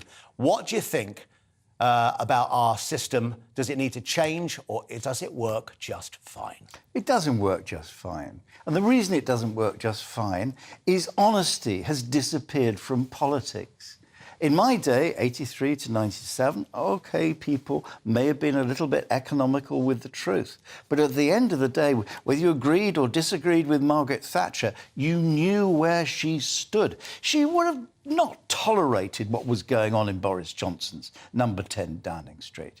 She would have not tolerated the total nonsense that Liz Truss was coming out with. The sad thing is, you've got, I think, an honourable and decent and competent man in Rishi Sunak, but he's picked up a lot of baggage. Yeah. But all is not lost, because 1992, it was my second, it was my third Parliament. The election, Neil Kinnock was 30 points ahead. So it is possible, not perhaps probable, it's possible the Tories can bring it back again. OK. I mean, taking aside whether the Tories get back in or not, is the whole system, though, broken and so out of date that it really does need a major look and a major overhaul and some major surgery?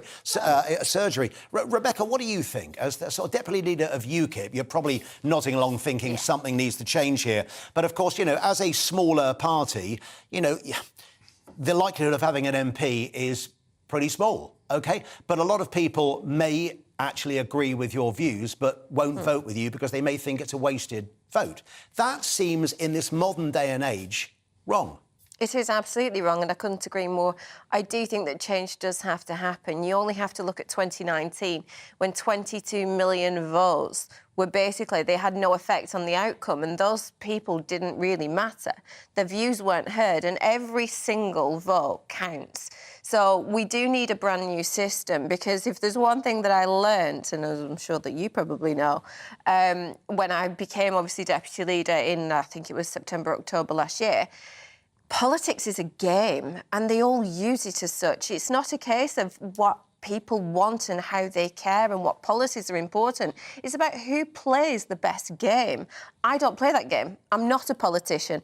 I am by title now, obviously, but I'm a human that actually cares, and I care that every single person has a vote, and they all need their issues and problems to be heard, and we need to do something about it. We're not going to be able to do something about it. Your deputy to Neil Hamilton, for heaven's sake, who's the biggest player of the game of all time. Absolutely. He's one of my closest friends. Come on, we elected together in 1983. No. He's no different. Rebecca and Jerry, let me just bring in Precious at this point. Precious, what do you feel, firstly, about the opening monologue and the need for change in the whole political system? Well, I mean, obviously, I'm not a politician. I'm actually, part of the general public. And so my opinion is going to be a lot different to those two.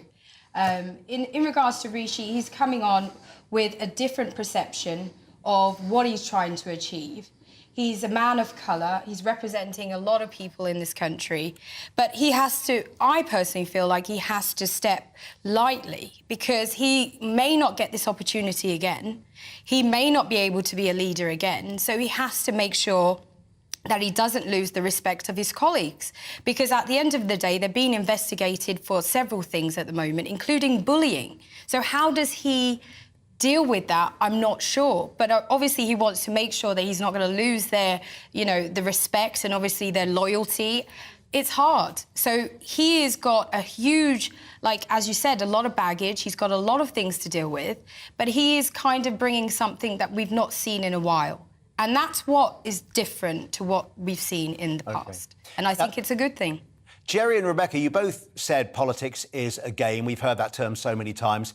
How can it stop being a game? Because it's always going to be a game. Companies, we've got big, serious issues going on.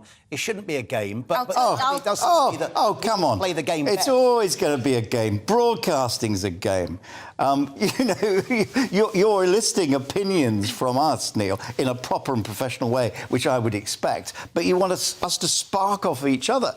That's the game. Well, we all have different opinions. Yes, it is. I think we all come from different. Yes, I think we all come from it is. a different point of view. So we're sharing those views, and it's actually quite interesting to hear each and every one of us. Yeah, of course it is. It's definitely very interesting. Thing. However, where politics needs to change is the career politicians.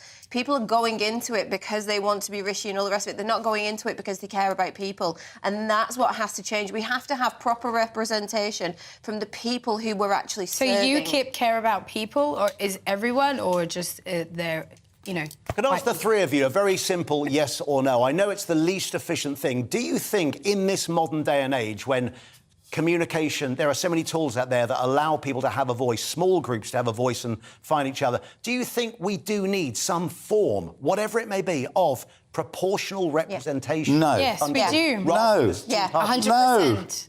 No. Social media. No. Jerry? Shall I tell you why no? Yeah. Because what is so important about a parliamentary democracy is about being in touch with your constituents.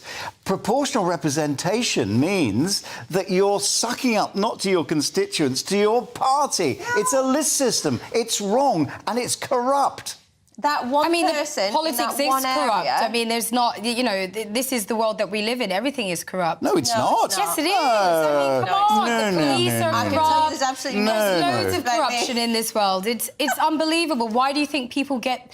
There's no votes that actually achieve anything, like you just said. No, so he didn't say that. Precious, it is Jerry, corrupt. Rebecca, for now, can I just say, let's leave it? I think it could be quite a lively old Friday night, which is good stuff. Yeah. But thank you very much for your opinion so far. Later tonight in the news agenda, a GB News People's poll says just 7% of people think Rishi Sunak can tackle Tory sleaze. Now, I'll be getting into that with my panel later on. I think that could be fun. But next in the big question, as industrial action continues to grip our nation, we'll be asking if teacher strikes are justified. Please don't go away.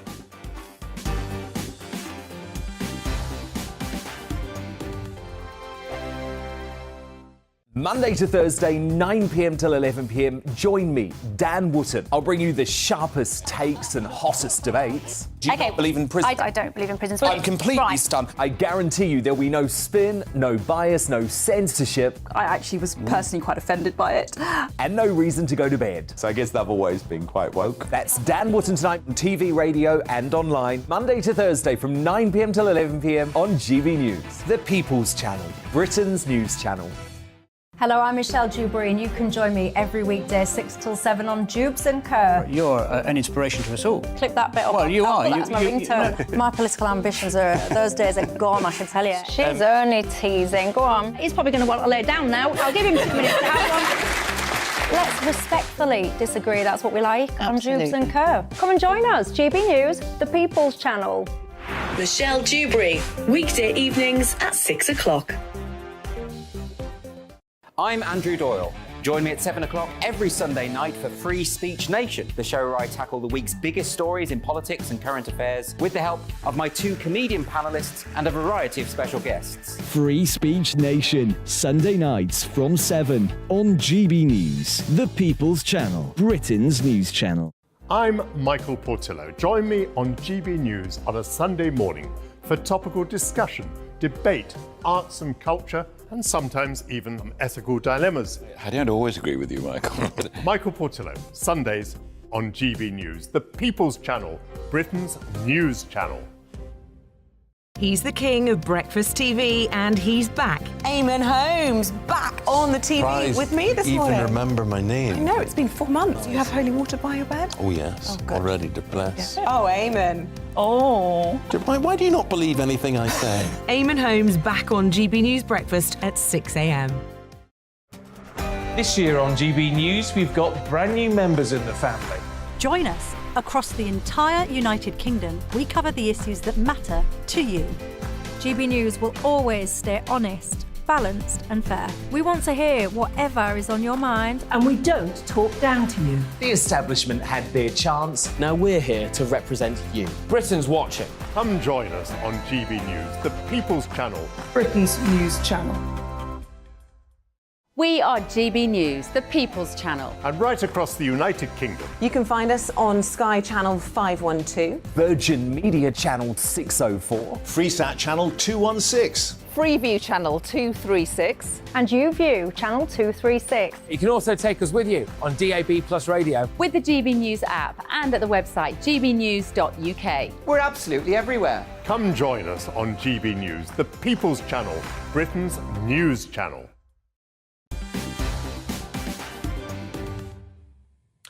Welcome back to Mark Dolan with me, Neil Fox. Now, time for the big question, in which we tackle a major news story of the week. The biggest strike day for a decade took place last Wednesday, where up to 1 million workers in England and Wales took to the streets, demanding a pay rise in line with inflation. Now, among the strikers were teachers and university lecturers, leading to 51.7% of schools being at least partially closed, according to government figures. Now, Prime Minister Rishi Sunak condemned the strike, saying children deserve to be in school, but members of the National Education Union claim only 36% of parents oppose the strikes. So, are teacher strikes justified? Now, joining me to discuss this is founder and director of education and skills think tank EDSK, Tom Richmond. Welcome along. And Professor of Sociology and author Frank Furedi. Welcome. Frank and Tom, very nice to have you on. Tom, let's start with you if we could. Is there any reason why we can justify strikes? Absolutely. There are plenty of reasons, and that's part of the problem. So you've mentioned that with inflation running at 10% this year, the government have only offered teachers 5%.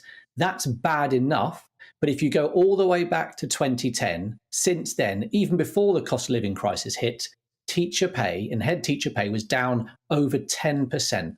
So the problems that we've got now are clearly being caused not just by the current cost of living crisis, but by over a decade of a really poor pay settlement. And teachers and nurses and many other public sector workers are just saying they've had enough right now. And as a former teacher myself, I have enormous sympathy with that. And of course, it's so very difficult, this one, because there was I on Wednesday walking my dog and the number of parents wandering around the same park with their kids, but who haven't obviously been able to go to work themselves because they need to stay at home looking after their kids. It's a tough one, isn't it? It really is. Frank, teachers are hard-working. They're well-deserving of a pay rise, of course. But why are you so firmly against the strikes? Well, I have to say that I'm very sympathetic to the teachers and I fully support their demand for more money. But I think that industrial action in schools has a perverse effect because the only impact that it has is to deprive children of education. These are kids who already had a bad time after the pandemic, so they're becoming the targets of something that they are not aware what it really is all about. It creates a lot of problems for parents, working parents, who have to juggle as it is, even at the best of times. And I know loads and loads of parents where I live who had to take a day off work and they had to kind of reorganize their lives. And it doesn't really have an impact on the employers. So it's a complete waste of time from an industrial relations point of view. It's an entirely useless gesture that has entirely a corrosive effect upon young children. So for that reason, although I'm fully support teachers getting more money, I just think it's a really morally wrong thing to do, to make children pay the consequences for what is in fact a dispute between two groups of adults. OK.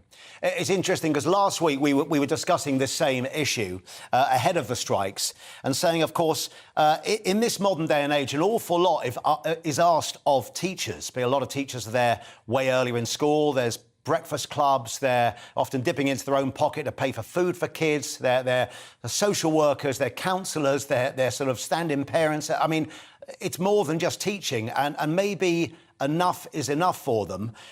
Do you think, Tom, one question that over the lockdown period, obviously, we all learned how to cope from working from home and how technology could help us. Do you think, because I know a lot of teachers wouldn't want to go out on strike. I know they are caring human beings and individuals and they take their job seriously.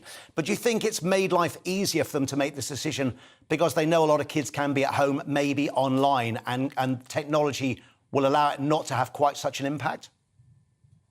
I take your point. I mean, there had to be a huge change during COVID to adjust to some quite astonishing circumstances. But the truth is that teachers don't get paid when they go out on strike.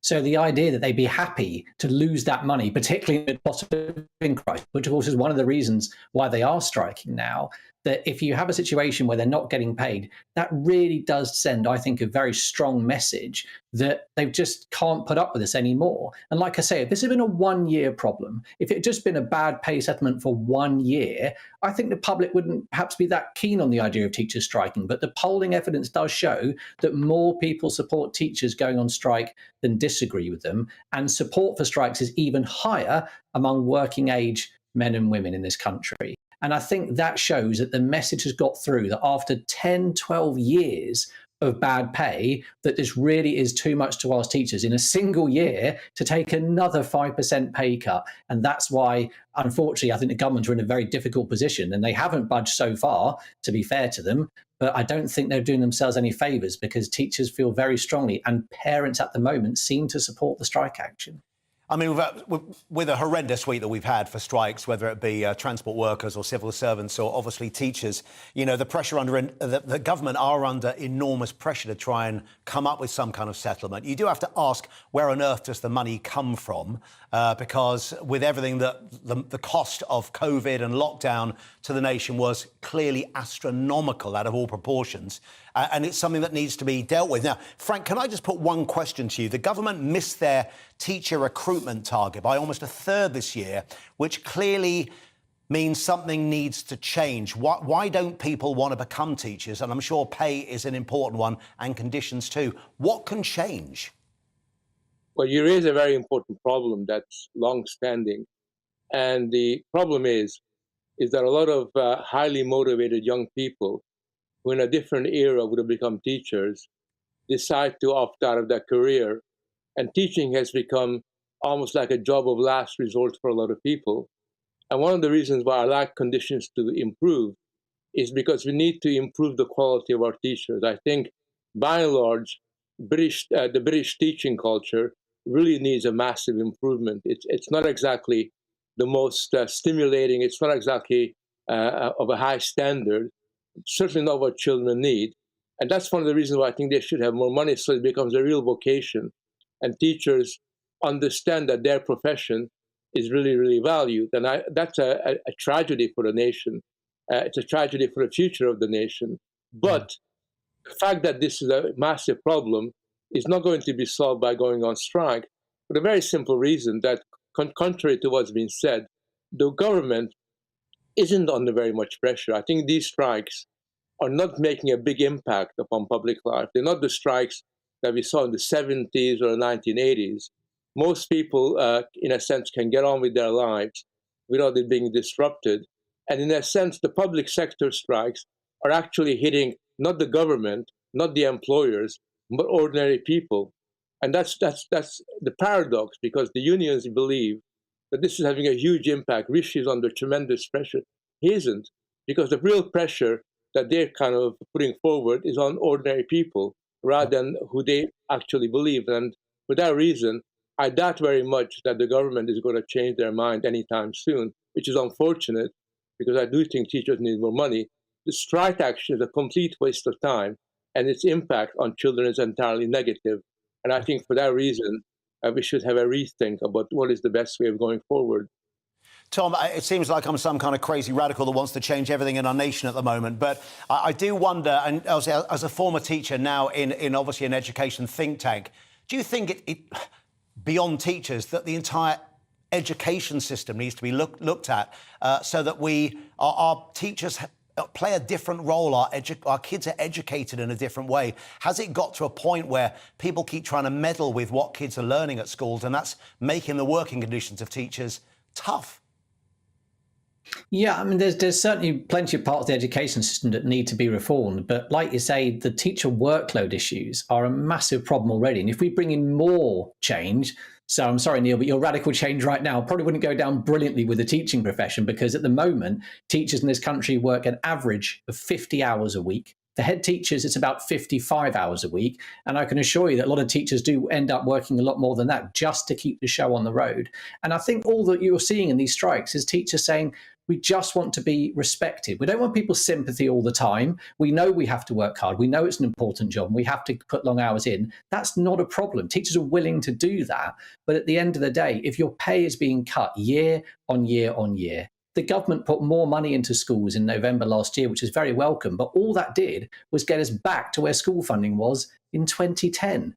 And so how can you look at that and say to people, as you were saying just a second ago, about trying to get new people into teaching, how can we say to them, this is a respected, trusted profession, when the government's just been cutting all the time, and they're still cutting another 5% of teachers' pay this year? And so Frank is absolutely right. The quality of education has to be the most important goal. How do we achieve that if we're cutting teachers' pay by 5% in a single year, and it could get even worse next year as well? I just don't see how that ends well. I really don't. Should the government, let me ask you this one, Frank, should impose a law to force teachers to inform their employers of their plans to strike, do you think? I don't. I think that I respect the right to strike. It's an important right that people have fought for centuries. And I think it's wrong of government to tell strikers how they should conduct their affairs. I think that the really important issue that we need to address is, what do we think of education? What is the meaning of education for our society? I think what the government could do, and it wouldn't cost very much money, is to cut down the bureaucracy in teaching, get rid of all the Ofsted inspections, which I think, from my experience, is a complete waste of time. Basically, trust the teachers and trust their professional judgment instead of imposing this curriculum on them in the way that it's kind of operating at the moment. And I think if we liberated the teaching profession from many of the micromanaging sort of impulses that are being imposed on them. That will go a long way towards relieving them of some of the unnecessary burden. And I think one thing that is particularly important here, you mentioned earlier on that teachers are not just teachers, they're babysitters, they're therapists, they do all kinds of different things. That's wrong. I think we need to have teachers teach. They should be teaching their discipline, their knowledge. They should be authoritative intellectual figures. And they shouldn't be, in a sense, doing jobs that other sections of society should be responsible for. I think that division of labor between parents and teachers, the classical division, has got to be reinstated if the teaching profession is going to flourish in our country. Okay. Gentlemen, thank you. So much agreement, so many good thoughts there as well. Founder and Director of Education and Skills think tank, EDSK Tom Richmond, and Professor of Sociology and author Frank Furedi. Gentlemen, thank you very much. Well, on our Twitter poll this evening, we asked you, with widespread industrial action taking place across the UK, we want to know, are teacher strikes justified? Well, 20.9% of you say yes, while 79.1% of you say no.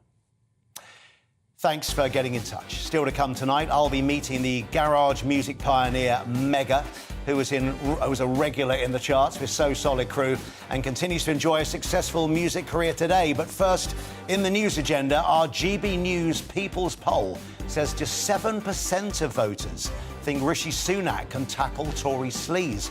I'll ask my panel if they agree.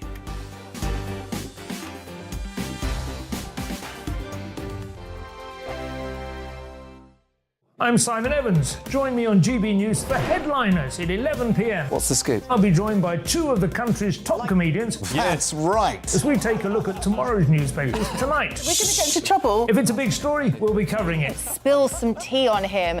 There we go. But we'll also have some fun. I wouldn't stick up a bank. My father didn't love me. So anyway. Headliners every night from 11 on GB News, the People's Channel, Britain's news channel.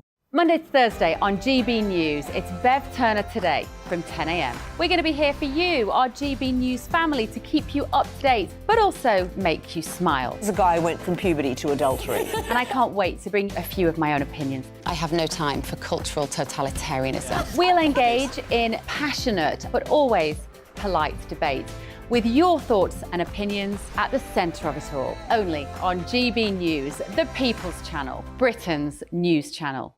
I'm Mark White. As GB News Home and Security Editor, I cover those key issues that are so important to you. Our authorities, our communities doing all they can to combat violent crime. With the public services under unbearable strain, why are we still failing to control our borders? Defence, the first priority of any government, has been continually hollowed out. Can we trust our politicians to protect the armed forces? Join me, Mark White, on GB News. We are GB News, and we'd like to say thank you to each and every one of you for bringing us your conversations, for helping our great nation find its voice. We are here for you on radio, television, and online, across England, Scotland, Wales, and Northern Ireland. It's not the BBC, you actually get your facts right. We are proud to be GB News, the People's Channel, Britain's news channel. I'm Michael Portillo. Join me on GB News on a Sunday morning for topical discussion, debate, arts and culture, and sometimes even ethical dilemmas. I don't always agree with you, Michael. Michael Portillo, Sundays on GB News, the People's Channel, Britain's news channel. Hi, Andrew Pierce here. Join me every Friday lunchtime for a proper no-nonsense debrief of the week's events. With special guests in the studio and the GB News team on the ground, I'll be getting you up to date with news, some intelligent discussion, and my own sharp take. The weekend starts here with me every Friday lunchtime on GB News, the People's Channel, Britain's news channel.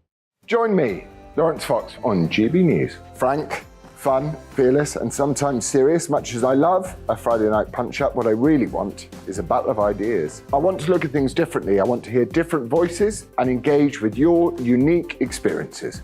Every Friday at 7 p.m. on GB News. Join me, Camilla Tominey, at 9:30 on Sunday morning when I'll be asking Business Secretary Grant Shapps whether the government is doing enough for Britain's cash-strapped, overtaxed firms. In a special report to mark the 3rd anniversary of Brexit, the Spartans give me their verdict on whether it's been a success or failure, and I'll be sharing the results of an exclusive GB News poll. Reviewing the papers will be Fleet Street legend Eve Pollard. All that and more at 9:30 on Sunday.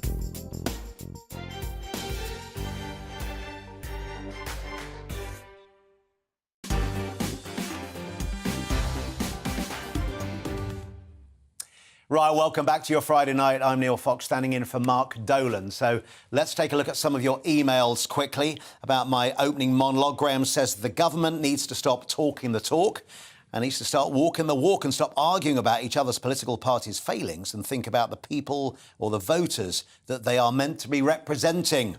A lot of nodding heads, I'm sure. Jamie says, good job on the show. Thank you very much. I firmly believe a new system of government. I think proportional representation would be a fairer way. It's time for a change. Terry says the problem with new parties is that they think they can get people voting for them through leaflets and the media, but they need to knock on doors and introduce themselves to people. Otherwise, it'll be the same old, same old. Right, on the teacher strikes, by the way, as a former teacher, from Trevor, I regarded teaching as a profession. It was a vocation. Professionals should go on strike. I think is actually incomprehensible, but perhaps today's teachers don't understand the concept of vocation and probably the meaning of incomprehensible.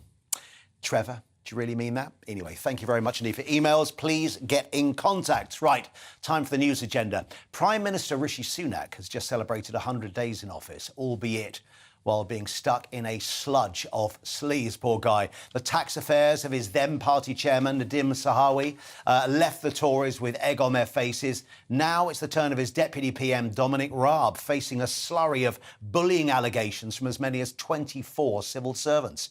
Recent polling by GB News isn't good. It shows that just 7% of voters have confidence that the Prime Minister can tackle the sleaze ripping through his government, with as little as 1% having complete confidence. It's safe to say the Prime Minister's first 100 days in his dream job have not been a breezy ride. But what do these numbers really mean for the future? So let's go to my all-star panel for a reaction on this. Precious, can Rishi Sunak sort out the sleaze, and can the Tories recover? I don't think they can necessarily recover in regards to, like, future, you know, being leader of the Conservative Party is not easy. He's got so many things to deal with, and so he's not a magician. He's literally come in 100 days. He's still got so many things to accomplish and try to target and try to achieve. He's sold us a dream. He's been voted in. And now what? We can't really expect him to change history. He seems to have calmed things down a bit, because they were out of control last year, where they really were. They really were. I mean, Boris had caused the chaos, mess and all of the above. So he's coming in trying to do a clean-up job at the moment. He's trying to fix what's already broken. And you know, he's not going to be able to do the impossible. It's only been 100 days. Sure. Jerry? Well, we've got a weird situation. On the one hand, you've got the right mad wing of the Tory party who desperately want Sunak to lose because he destroyed Boris Johnson. Not true, but you know, that's what they think. Okay. And then on the left, you've got all these mad left people who say, we want you to lose, Starmer, because you really destroyed Corbyn. And it's weird. It's the internal partying which is appalling, the internal political partying within each party.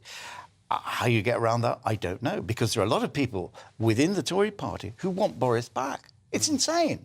There's a lot of people in the Labour Party who want Corbyn back. It's insane. Insane. Would you have Boris back? No. No. He's a crook. Rebecca, let me ask you this. I've been talking about potentially having some change. We've got what we've got at the moment. Do you think there is any chance that Rishi can sort out the mess and actually, as well, get the confidence back from people who are watching this programme and the public that actually not just the party, but the politicians in general, the system, can function sensibly and like grown-up adults? Absolutely not. No, he can't. He can't restore faith. He can't restore trust. We need to have a whole new government to even try and start doing that, whatever that may look like. No, for me, unfortunately, Rishi, we're talking about him being in 100 days and all the rest of it. He was there, right, by Boris Johnson's side, creating the mess that we're in. So I don't understand why anybody would think he's now going to be the saviour. You know, when we have one... Yeah, and threw Boris under the bus, so he also didn't have loyalty either. When we're talking about that there's only 1% of people who actually think that he could possibly, that they have trust in him, that's because that's all that Rishi operates for, is the 1% and forgets about the 99%. Does this feel to you guys that... Because it feels to me we're slightly approaching that same situation that we had in 96 and 97 when, again, the Conservatives have been in power for a long time, run out of ideas, and we just felt like, oh, my God, we need something new and different. The difference at that time was we had a Labour Party run by Tony Blair. And they seemed to have ideas, and they seemed to have optimism. And they weren't frightened of him. They were frightened of Kinnock in the same way the last election they were frightened of Corbyn. Has Starmer seal the deal? I'm not sure he has. People are not quite sure, because on the other hand, people are saying, well, you did support Jeremy Corbyn. You sat next to him on the shadow cabinet table. So I don't think it's cut and dried, but don't be complacent, Tory MP. I think he needs to focus less on Rishi as well. I feel like his whole campaign is about how Rishi can't do this and he can't do that. I think he needs to think less about what Rishi's doing and focus on what he can offer. But he wants to portray him as weak. Right, that's what he. That's trying what's to tear him down. But the trouble, I'm sorry, Roberta, but you guys have got no traction. My name's still Rebecca. Rebecca! Oh, gosh, that's awful. Yeah. Oh, wow. Rebecca... So, hang on. That's OK. So, for that, you can give me a second to respond. I'll give you Thank 4 you. seconds. Go on this one. We do have traction, thank Where? you. Well, you haven't even seen what's been happening over the last month. So, thankfully, yes, we are working on the Centre-Right Alliance. We are quite a long way down the road with it. We're about to announce something pretty soon. There is only one party that we've completely ruled out of being part of it. People are ready for change. So, yes, we are. And thankfully, we've got thousands coming to us every week at the minute. Thank goodness. They're the people who came from you lot over to the Tories because of Brexit. And they're coming back because they know that we can get the job done and nobody else can. It's a sizzling sofa we have this evening. Thanks to Liz and Jerry and... Roberta. Oh, Roberto. Hello there. Roberta, I called you Roberta. Still to come tonight with my take at 10. Should we be more concerned about China? Recent events suggest maybe we should. Plus, I'll be talking to music pioneer Mega, the founder of So Solid Crew, and producer of some huge acts like Drake. But coming up next, we'll talk about Australia's decision to not feature King Charles on their $5 note.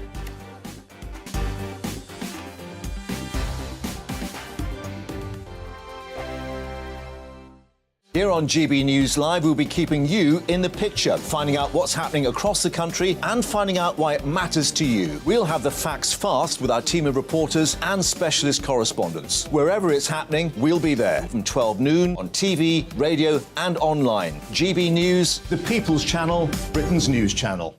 I'm Andrew Doyle. Join me at 7 o'clock every Sunday night for Free Speech Nation, the show where I tackle the week's biggest stories in politics and current affairs with the help of my 2 comedian panellists and a variety of special guests. Free Speech Nation, Sunday nights from 7 on GB News, the People's Channel, Britain's news channel. Join me, Patrick Christie's, Monday to Friday, 3 till 6. We tackle the day's news agenda like you've never seen before. It's high tempo, high octane, the most controversial topics and the best guests. You will not be able to take your eyes and ears off it. I'm not afraid to ask the questions that you really want answered. 3 till 6 p.m, Monday to Friday on GB News, the People's Channel, Britain's news channel.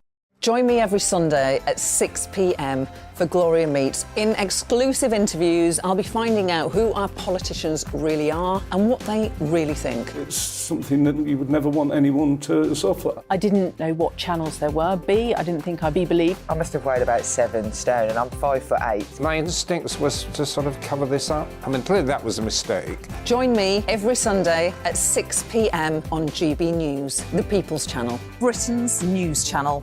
We are GB News, right across the nation. You can get us on television, on radio, on digital. We're absolutely everywhere. Amazing! You see, amazing! You remind me of me in the European Parliament. But here's the most important bit. We are not part of the mainstream establishment. We think and speak just like you do. We are the People's Channel. Magnificent. That's really, really thoughtful. Come and join us on GB News, the People's News Channel.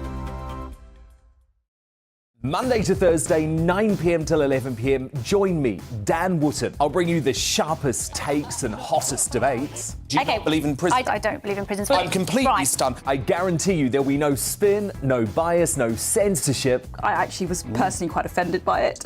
And no reason to go to bed. So I guess they've always been quite woke. That's Dan Wootton tonight on TV, radio and online. Monday to Thursday from 9 p.m. till 11 p.m. on GB News. The People's Channel, Britain's news channel. This year on GB News, we've got brand new members in the family. Join us. Across the entire United Kingdom, we cover the issues that matter to you. GB News will always stay honest, balanced and fair. We want to hear whatever is on your mind. And we don't talk down to you. The establishment had their chance. Now we're here to represent you. Britain's watching. Come join us on GB News, the People's Channel. Britain's news channel.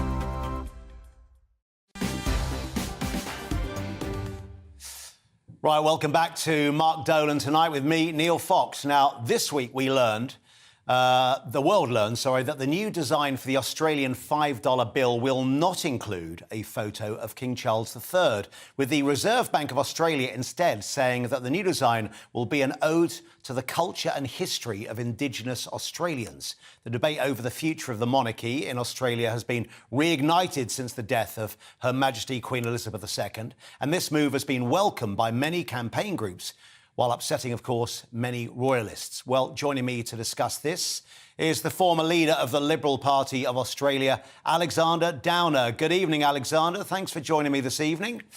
So can I ask you, the first question, please, is why have the Australians taken what is obviously a big decision? Well, I wouldn't describe it as a big decision, but it's a decision which, as you said in your introduction, is a little bit controversial. But the King's head will be on all of the coins of Australia, so he won't be eliminated altogether. And this is a decision that has been made by the relatively new Labor government, and the Labor Party in Australia has for many years been strongly Republican. So they think it's a way of making a statement that they would like to edge Australia towards a republic. That'll be what is behind it. But I don't think it's going to have a big impact on the public generally. I was going to say, how has the decision been received, or are we slightly blowing it out of all proportions over here? Well, it is controversial. Well, clearly, people who want to retain the current system, retain the monarchy, are unhappy about it in principle. But it's not really seen as a major issue in Australia. I mean, to change the country to a republic would be a huge undertaking. It would require not just an act of parliament, but a referendum of the whole of the public. And you have to win a majority of the public in a majority of states. And if opinion polls are any guide, there's no interest in a republic in Australia at the moment. The latest opinion poll, which was only published last week, showed 39% of people favoured a republic. So if the government decided to proceed with a referendum, it would almost certainly be defeated. And I don't think a referendum of that kind is likely within the next few years, frankly, in Australia. Okay. I mean, on the whole, people are happy with the constitutional arrangements in Australia. You know, the mainstream of the public, not some of the activist elites, but the mainstream of the public are pretty happy with the way the Constitution works. Has there been a different view of the monarchy since the Queen's death, do you feel? Or is everyone very happy with how King Charles III started? I think they are happy with the way King Charles has started.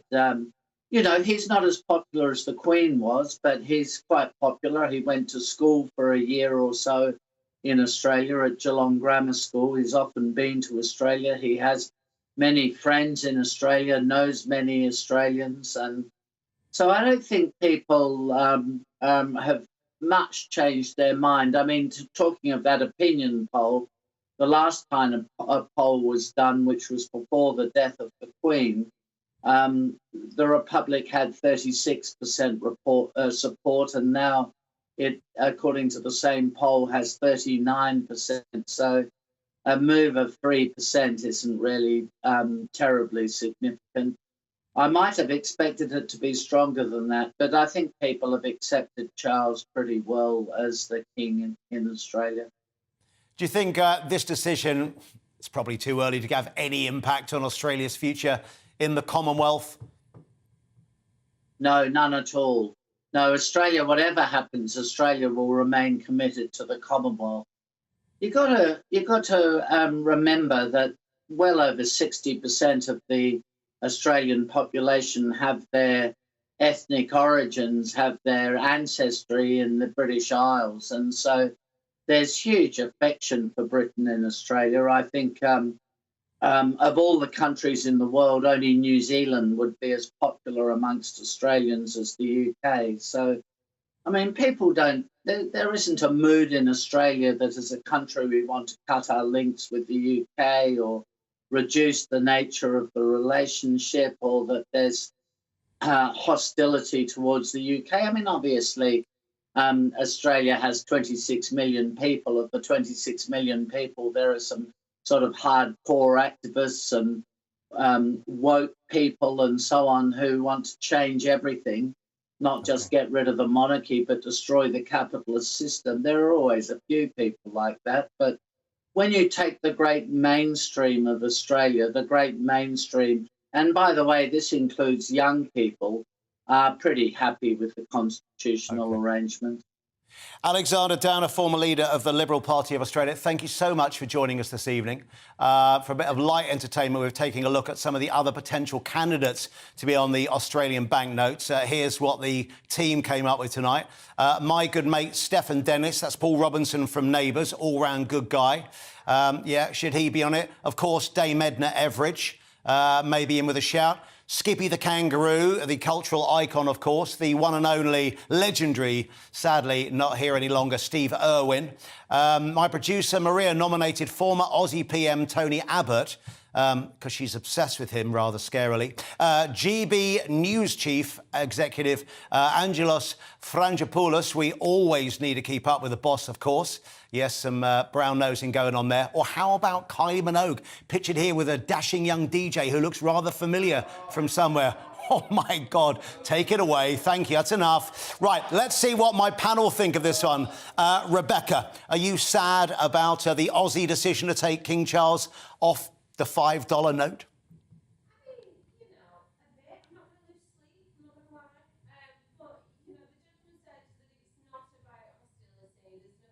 It's pretty hostile to me, I'm not going to lie. If they are committed to staying in the Commonwealth, I don't understand why they're trying to rewrite history and erase the monarchy being on their banknotes. But like I said, I'm not going to lose any sleep. There's bigger issues at play. It is what it is. Fair enough. Maybe it's just that they're dipping their toe in the water just to see what the reaction is of this one. Precious, what do you feel? I think that it's quite sad. Obviously, they've lost faith since the Queen has passed, and I absolutely thought she was an amazing woman. She inspired so many women. Everyone around the world was inspired by the Queen. So they've lost faith probably in the monarchy, and it's a sad thing, and he doesn't get the opportunity to be on the $5 note. But I think Charles understands, you know, that obviously they're doing it for the right reasons. They're doing it to possibly, you know, finally embrace their indigenous people of Australia, which hasn't happened for so long. So it is a good thing that they're doing, and I'm sure Prince Charles, King Charles, will be happy with the decision. OK. Jerry, briefly. I don't really care. You know, look, Prince Charles had a great time in Australia. He probably had the best sex in his life in Australia as a young man. So he's an Australian. He loves the place. They love him. 39% want to end the... What is true? Jerry, I may have to leave it there for a moment. Don't forget, we'll have our full review of tomorrow morning's papers on the dot of 10:30. But first, in my take at 10, as US Secretary of State Antony Blinken postpones a trip to China after a spy balloon flew across the States. Should we be more worried about China? We'll discuss next.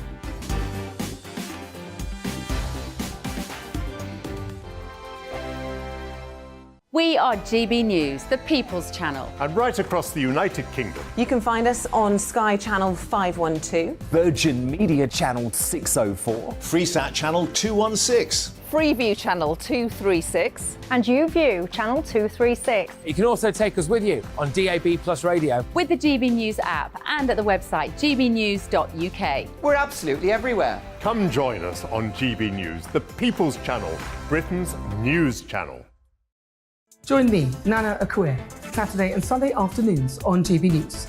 Expect fiery debate and passionate discussion as me and my panel tackle some of the biggest topics hitting the headlines. It's a place for everyone's opinion. No one gets cancelled, but no one gets an easy ride. Oh, she's on it today! Be ready for conversations that are fierce, frank, and of course, fun. Every Saturday and Sunday afternoon from 4 p.m. on GB News, the People's Channel. Join my show Farage, 7 p.m. till 8 p.m. Monday through Thursday, and there you will get opinion, analysis, debate, and I'll cover stories that nobody else dares to touch. You've been cancelled. Join the club. Oh, my goodness me. And then for the last 15 minutes, talking pints. We're over a drink. We have a civilised conversation with someone. We very often disagree, but we do it in a grown-up way. Come and join me on Farage. Hello there, it's Eamon Holmes here from Breakfast on GB News. We're not just on your television and your screens, you know. We're on DAB plus digital radio, so you can listen to your favourite shows on the move. If you've not yet listened to GB News Radio, it's very simple. We're on your radio player and TuneIn apps, on your smart speaker, phone or tablet, or online at gbnews.uk. Take us with you wherever you go. GB News Radio. You never have to miss a moment of the People's Channel.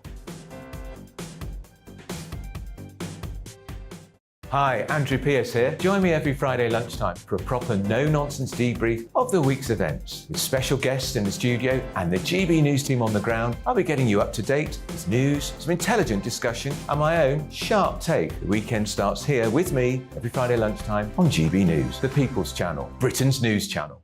Join me, Lawrence Fox, on GB News. Frank, fun, fearless, and sometimes serious. Much as I love a Friday night punch-up, what I really want is a battle of ideas. I want to look at things differently. I want to hear different voices and engage with your unique experiences.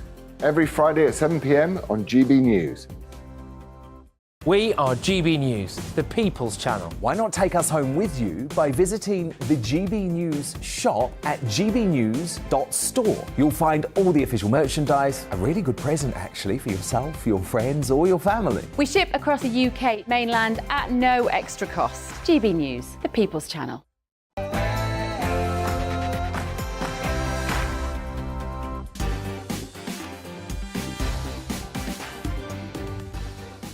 Hey, welcome back to Mark Dolan Tonight with me, Neil Fox. Now, coming up this hour, in my take at 10, as US Secretary of State Antony Blinken postpones a trip to China after a spy balloon flew across the States, should we be more worried about China? Plus, tomorrow morning's front pages at 10:30 sharp with full panel reaction. And in the news agenda, how should you deal with annoying neighbours? But first, the headlines with Aaron Armstrong.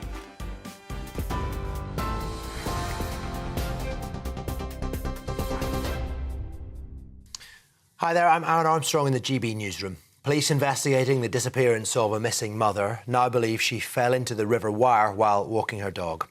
Nicola Bully vanished in Lancashire last Friday morning. The investigation is focusing on a 10-minute window between 10 and 20 past 9 that's unaccounted for. The 45-year-old's phone was found on a bench, still connected to a work Teams meeting with her dog nearby. Superintendent Sally Riley's confirmed officers have conducted an extensive search of the area, including 15 kilometres of water from the River Wire to the sea. Our main working hypothesis, therefore, is that Nicola has sadly fallen into the river, that there is no third party or criminal involvement, and that this is not suspicious, but a tragic case of a missing person. This is particularly important because speculation otherwise can be really distressing for the family and for Nicola's children. A man who brought a crossbow to Windsor Castle with the intention of harming Queen Elizabeth in 2021 has pleaded guilty to charges under the Treason Act. Jaswant Singh Child told a protection officer he was here to kill the Queen after breaking into the castle grounds on Christmas Day 2 years ago. The 21-year-old was wearing a mask and was carrying a loaded weapon with the safety catch released. The late Queen was in residence at the time. The US Secretary of State Antony Blinken says the presence of China's spy balloon over American skies means conditions are no longer conducive for a constructive visit. America's top diplomat was to travel to China later, but has postponed his trip because, in his words, a violation of US sovereignty is detrimental to substantive discussions that were due to take place on his visit. China's apologised and has claimed it was merely a civilian airship being used for meteorological research. But Blinken says his top priority now is to bring it down safely. Violation of our sovereignty, it's a violation of international law. And it was very important that we, of course, take the actions we did to protect any sensitive information, to protect our people, and to make clear to China that, again, this is an unacceptable as well as irresponsible action. And that is it for the moment. TV, online and DAB plus radio, this is GB News. But now, it's back to Neil.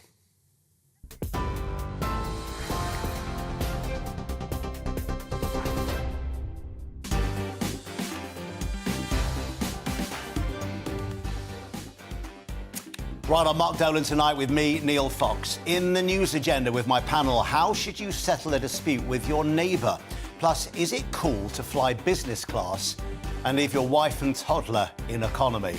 So Solid Crew founder Mega is going to be here to tell us about his remarkable life as a pioneer of the UK garage scene and a producer of some of the biggest acts in the music world. Plus, we'll have tomorrow morning's papers from 10:30 sharp with full panel reaction. My brilliant panel tonight are TV personality and broadcaster Precious Muir. We've got criminal barrister and former Conservative MP Jerry Hayes and the deputy leader of UKIP, Rebecca Jane. Now, I want to hear from you throughout the show. Thank you for getting in contact so far. It's gbviews@gbnews.uk. We'll get to your emails when we can, but it's a busy show. But for the next hour, big debates, big guests and always big opinions. First up, though, it's my take at 10.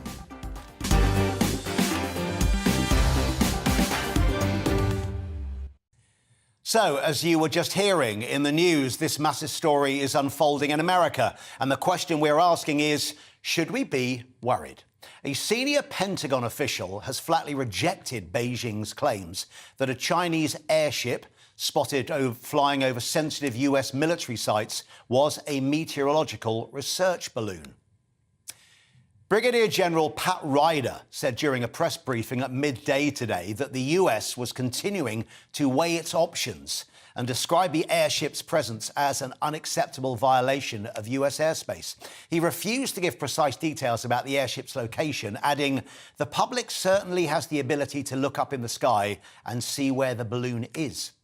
Now, defence officials have said the balloon's flight path had taken it over a number of sensitive military sites, including the Malmstrom Air Force Base in Montana, which houses 150 nuclear warheads. Earlier, Secretary of State Antony Blinken postponed his planned trip to China after Beijing claimed ownership of the balloon. So while a diplomatic and military row continues, is this a dangerous escalation of the threat posed by China? For many years now, we've seen China's economic muscle being flexed. We've heard about the potential cyber threats posed by Chinese 4G and 5G equipment systems. And people are even worried about the influence TikTok is having on our kids and whether they're spying through that app. The FBA in America state on their website that the adversary is not the Chinese people or the people of Chinese descent or heritage. The threat comes from the programs and policies pursued by an authoritarian government. The Chinese government is employing tactics that seek to influence lawmakers and public opinion to achieve policies that are more favourable to China. At the same time, the Chinese government is seeking to become the world's greatest superpower through predatory lending and business practices, systematic theft of intellectual property and brazen cyber intrusions. That's what the FBI are saying. But is this all scaremongering by the West, or should we be genuinely worried?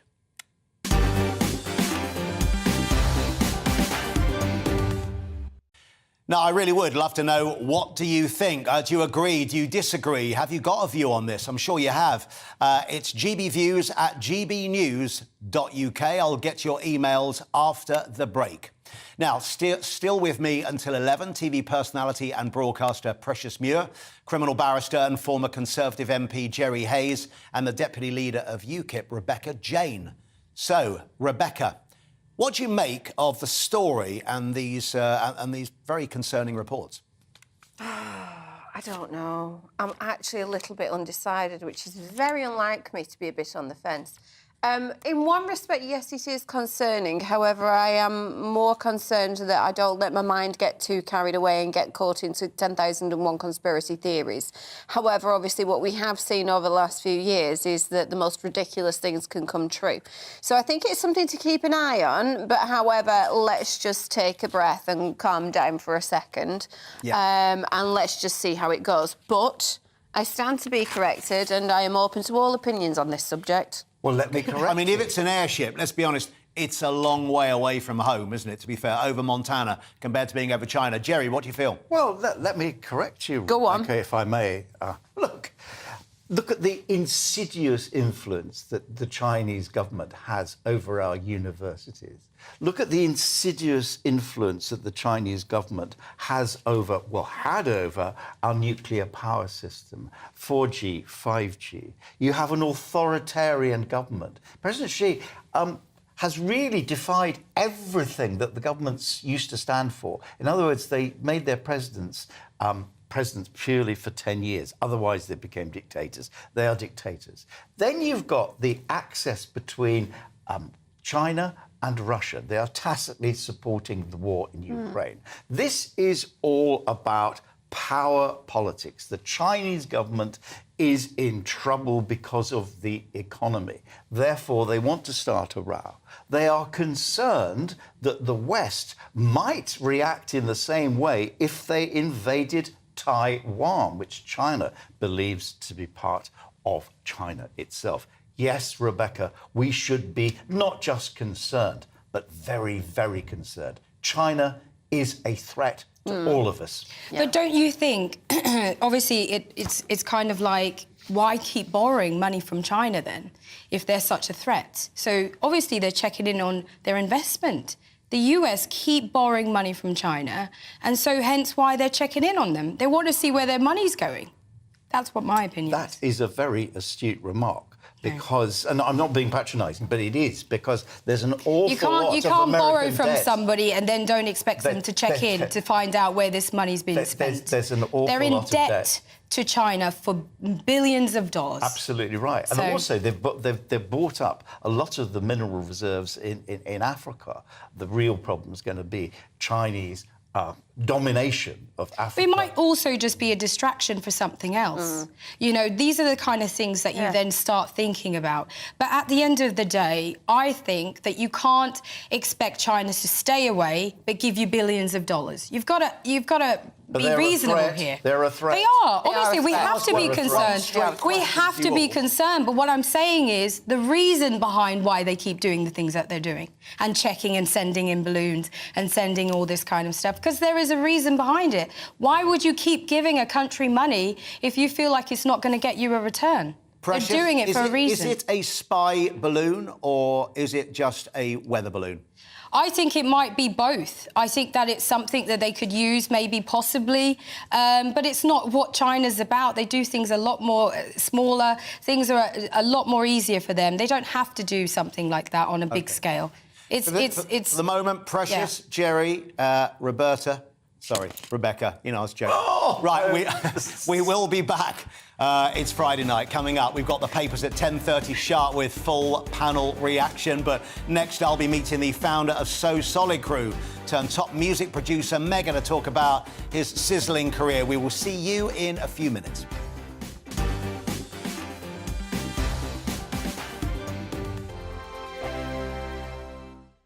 Monday to Thursday, 9 p.m. till 11 p.m. Join me, Dan Wootton. I'll bring you the sharpest takes and hottest debates. Do you not believe in prisons? I don't believe in prisons. I'm completely stunned. I guarantee you there'll be no spin, no bias, no censorship. I actually was personally quite offended by it. And no reason to go to bed. So I guess they've always been quite woke. That's Dan Wootton tonight on TV, radio and online. Monday to Thursday from 9 p.m. till 11 p.m. on GB News. The People's Channel, Britain's news channel.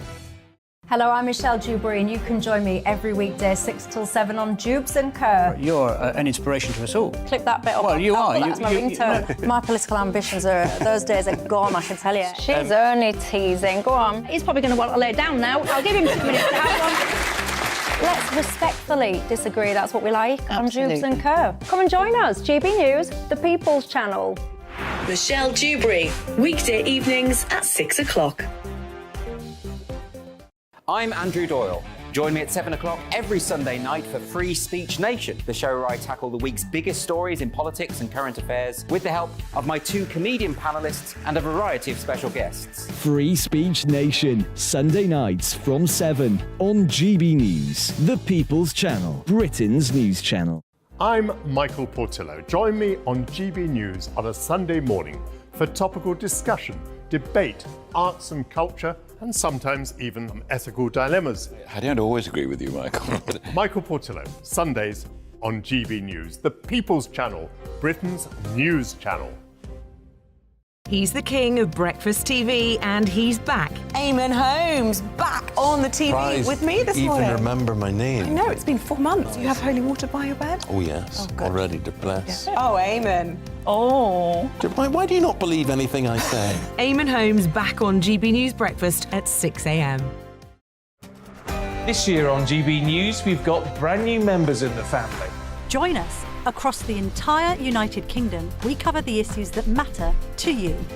GB News will always stay honest, balanced and fair. We want to hear whatever is on your mind. And we don't talk down to you. The establishment had their chance. Now we're here to represent you. Britain's watching. Come join us on GB News, the People's Channel, Britain's news channel.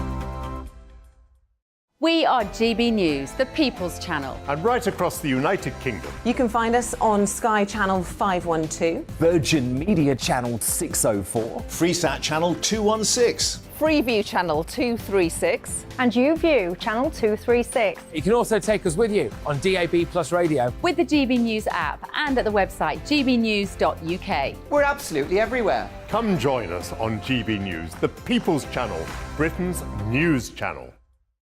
On GB News for headliners at 11 p.m. What's the scoop? I'll be joined by 2 of the country's top comedians. That's right. As we take a look at tomorrow's newspapers tonight. We're going to get into trouble. If it's a big story, we'll be covering it. Spill some tea on him. There we go. But we'll also have some fun. I wouldn't stick up a bank. My father didn't love me. So anyway. Headliners every night from 11 on GB News.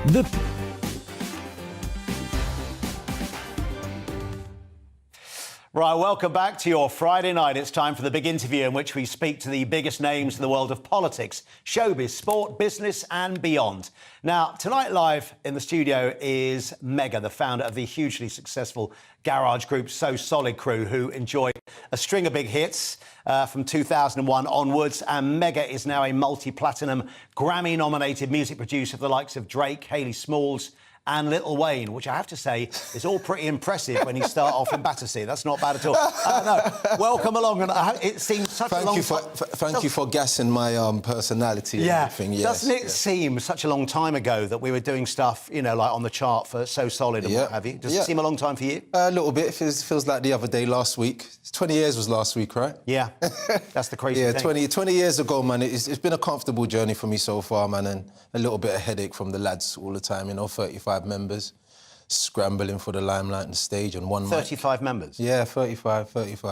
We had all of them signed. I'd looked after all of them for a while. Isn't the crazy thing about how, look, if you're the Beatles, there were 4 of you that had to split the money. Yeah. Right, just the economics of this. 35, isn't that just slightly? It was a little bit smart. Me and my business partner G-Man at the time, we set up the companies and wanted to sign our friends to us and help them out with music careers. And we had a bunch of artists like Shab, Swiss, some good producers, AC Burrell, really creating some music. But I started off all the production. Okay. I was the first producer for So Solid that created all the songs and put them out. And just proved to our friends that there's another avenue to make. It's interesting. Earlier on, we had Leee John on, sort of an 80s icon. He was just saying how, you know, for a young black British soul funk band, it was pretty tough when they were breaking new barriers. Yeah, when you guys started as well, what has become the grime scene that people have heard about, which was the garage scene at the time, again was something new and fresh, and actually, I guess,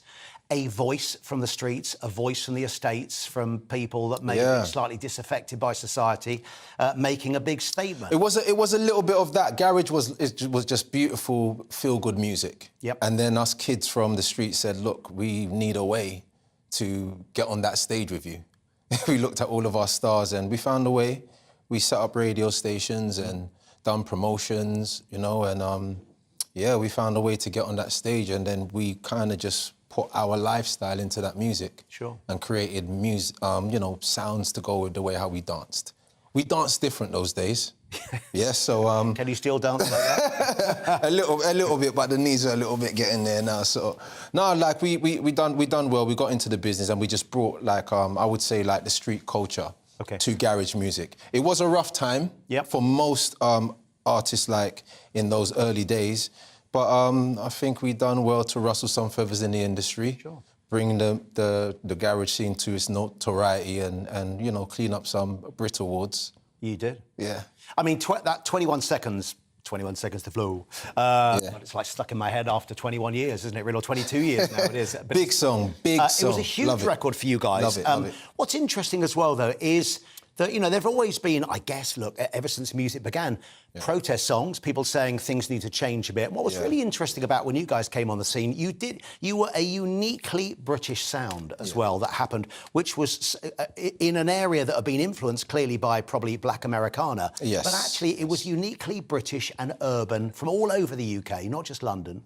Yeah, from all over the UK, man. I mean, so much sound spurred from it. You had funky house genre, you had bassline, niche. There was so much different sounds that spurred from it, and even grime. So, but what we was influenced by a lot of people from Africa, a lot of people from America, and even parts of Europe, because they was getting funded in a big way. The industry had never seen what we done before. And I just wanted to take that punt. I had some good support, Albert Samuels and his brother David, with Jace and the team. Good support, and we went into the industry and we said, look, like, this is our sound, but we're going to bring that street sort of element to it.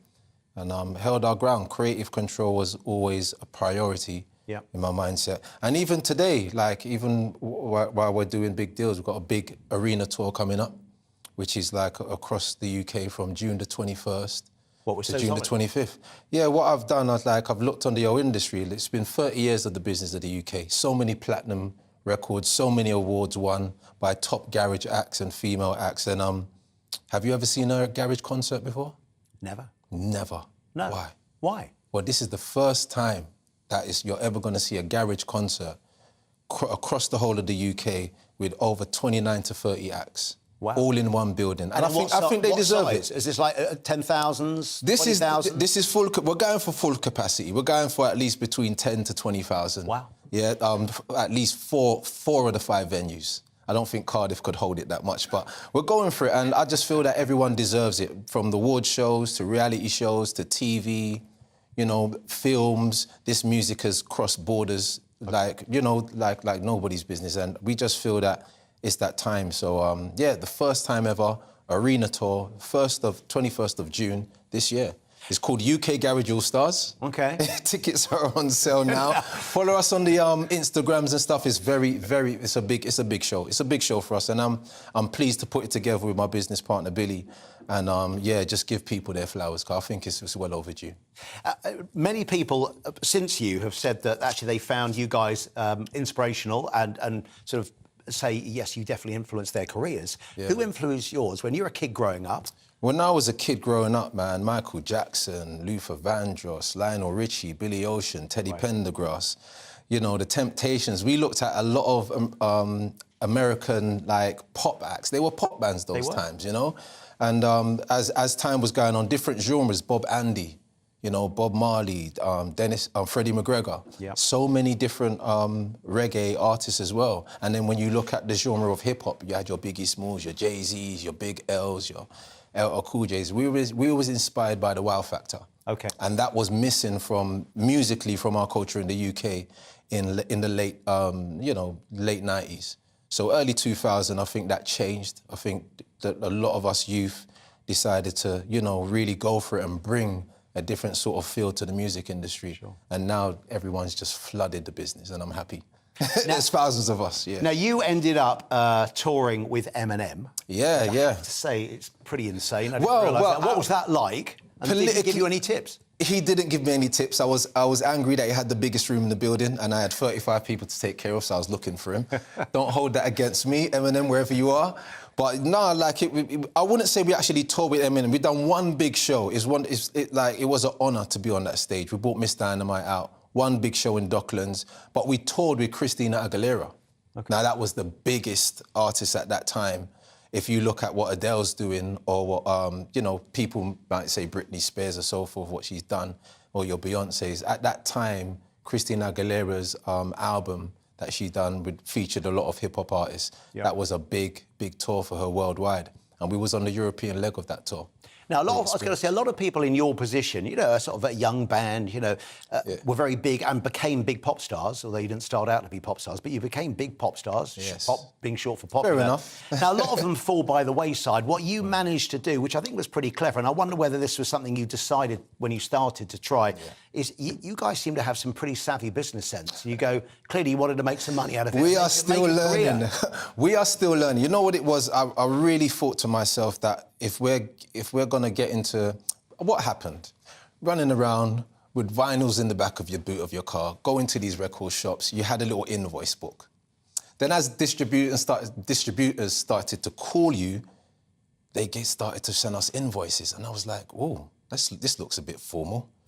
I think we need to scratch up a little bit. So, yeah, I called my uncle, who had an accountant company. I looked at my father and his brothers. They had companies in the building trade. And I just thought, I need to do something like this. But I love music. I don't want my clothes dirty. Don't want to cut my hands. So, yeah, music is the way. And they helped me set it up. And, yeah, So Solid was born. All the underground label stuff was born. But, yeah, we pulled it through. And I'm still learning the business today. 20 years in the business, and I'm still learning. Thank you for AAA, though. AAA, amazing tour company that looked at my idea, looked at my pitch and said, you know what, Mega, this is well overdue. Okay. Yeah, and we're supporting you to get this big project done. So UK Garage All Stars is born, and like I said, I'm just trying to, you know, I've got the learner plate on my shoulders still. Yeah. Well, do you know what's interesting though is that you as a band and as an artist, you guys straddled the move from digital right into where we are today. So, you know, when 21 Seconds came out, you could still buy a CD. You could still buy a CD, vinyls, now, of course, tapes. It's all digital. Is it good now? Is the system... I mean, a lot of people say it's very unfair for musicians because the amount you get per stream is so tiddly tiny. Definitely unfair for musicians, but it was a lot more unfair for the business, for a lot of record labels. I can't say contracts to artists, but I would say from, you know, from the streaming side and how they lost dramatically, and when HMV and all these other people downsized, you know, there was a lot of CDs and that that went missing. So, but yeah, I think it's it's just a different time. To my understanding and having an open mind on the music industry, it's been like this. Before, no one worked out how to make real money from the business. And they was touring and, you know, gigs was the way of life. And then labels kind of got a hint of it and said, let's create something to generate some money for ourselves, but as well as safeguard these artist masters, because some people were getting just robbed. Okay. You know? Big story around this week. Just I'll get your view on it. You might not know the exact song, but so the Welsh Rugby Union has banned Tom Jones's song Delilah. What? Right, because they said it's got an unsavoury lyric in it, so that it can't be sung in the Millennium Stadium anymore. And you wouldn't think, right, Tom Jones, that sort of crazy, radical singer. But Tom, as mainstream you'd think as you can get. I was just thinking, they're so solid. Probably it was more. What was it? What was it? Why they banned him? What was? Because there's one of the lyrics in Delilah about he stands at the door with a knife in his hand, and they said, look, this is wrong in this day and age. Ooh. But you guys, have you been censored many times? We've been censored many times. We had We've to been edit some of your records, I've got to be honest. We've been blocked, we've been barred. You know what, we was just hard to understand. There were so many people around us that, you know, maybe gave people a different impression of what Soul City was about. But we're just a bunch of young people trying to find our way in the business. And yeah, we did get banned. Yep. Because the culture that, you know, followed us into the commercial... Is that the best thing, though, getting banned? Every kid then wants to know why you're banned. banned. Yeah, why you're banned. I think, look, in one way it was a good thing, in another way, like, it was disheartening. Real honestly, like, we've never been able to actually do a European tour, yet a UK tour as Soul Solid Crew. We've done different, you know, concerts here and there, but we've never been able to actually travel. So this UK Garage All Stars thing is one of the best things that I could even envision, because it gives my team an opportunity for all of us to grace an arena stage, and that's the best thing. But we got banned. So we were the first British, you know, urban, you know, street crew to be banned across board and blamed for everything that happened in society. You know what I mean? In the streets. And it wasn't all your fault, was it? And no way. So if people want to come along, UK, what do they Google? UK Garage All Stars, Instagram, YouTube, Twitter, Facebook, everywhere. I'm official Soul Solid, so I'm the guy kind of pushing it with the whole team. But we have an array of artists, man. A lovely, lovely team. We're all travelling together. It's gonna be a crazy journey. But yeah, bring out the family. You know, come and grab your seats and get the best seats in the building. And yeah, UK Garage All Stars, 21st of June to the 25th this year. Nice one. Mega. So nice to see you again after 22 years. Let's not make it another 22. Okay. Let's do it earlier this time. All right. Yeah. Well, coming up after the break, it's almost time for tomorrow's front pages, including full reaction from my fabulous panel. Plus, how do you resolve disputes with annoying neighbours? And should you travel business while your wife and kid are back in economy? One husband did and ended up in a spot of trouble, as you can imagine. We'll see you shortly.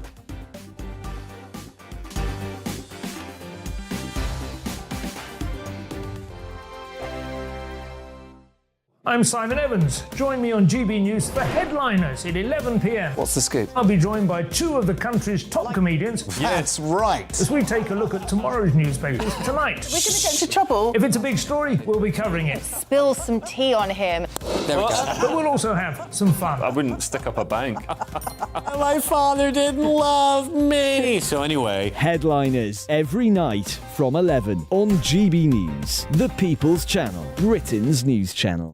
Monday to Thursday on GB News, it's Bev Turner Today from 10 a.m. We're going to be here for you, our GB News family, to keep you up to date, but also make you smile. The guy went from puberty to adultery. And I can't wait to bring a few of my own opinions. I have no time for cultural totalitarianism. We'll engage in passionate, but always polite debate, with your thoughts and opinions at the centre of it all. Only on GB News, the People's Channel, Britain's news channel.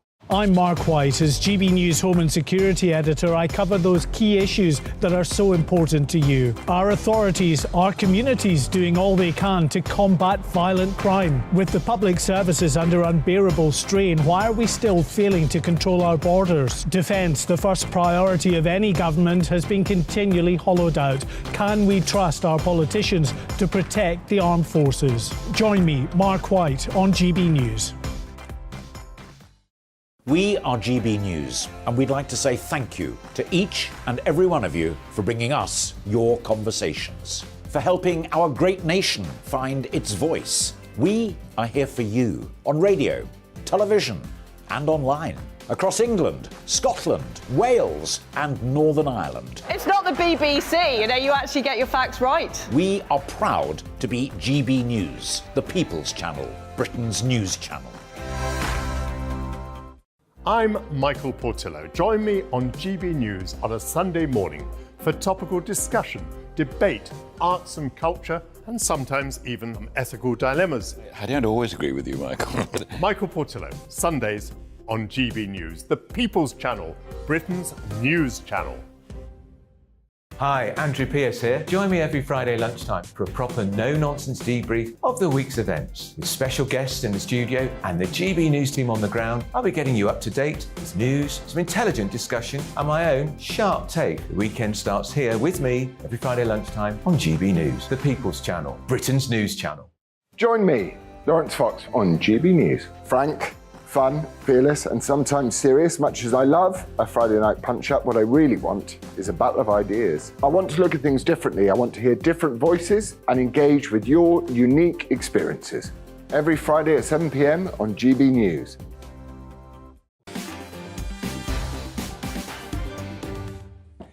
Hey, welcome back to Mark Dolan tonight with me, Neil Fox, looking after things. It's 10:30, so it's time for this.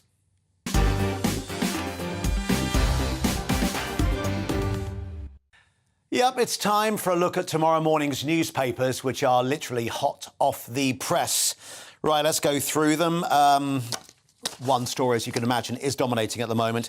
The Times appeals ban for migrants who reach the UK illegally. Also a picture of the Nicola Bulley, the lady that has sadly gone missing, that we've been talking about this evening. The Guardian, Kabul, chaos, whistleblower sues ministers after sacking. The Eye has new HRT shortage hits women across the UK.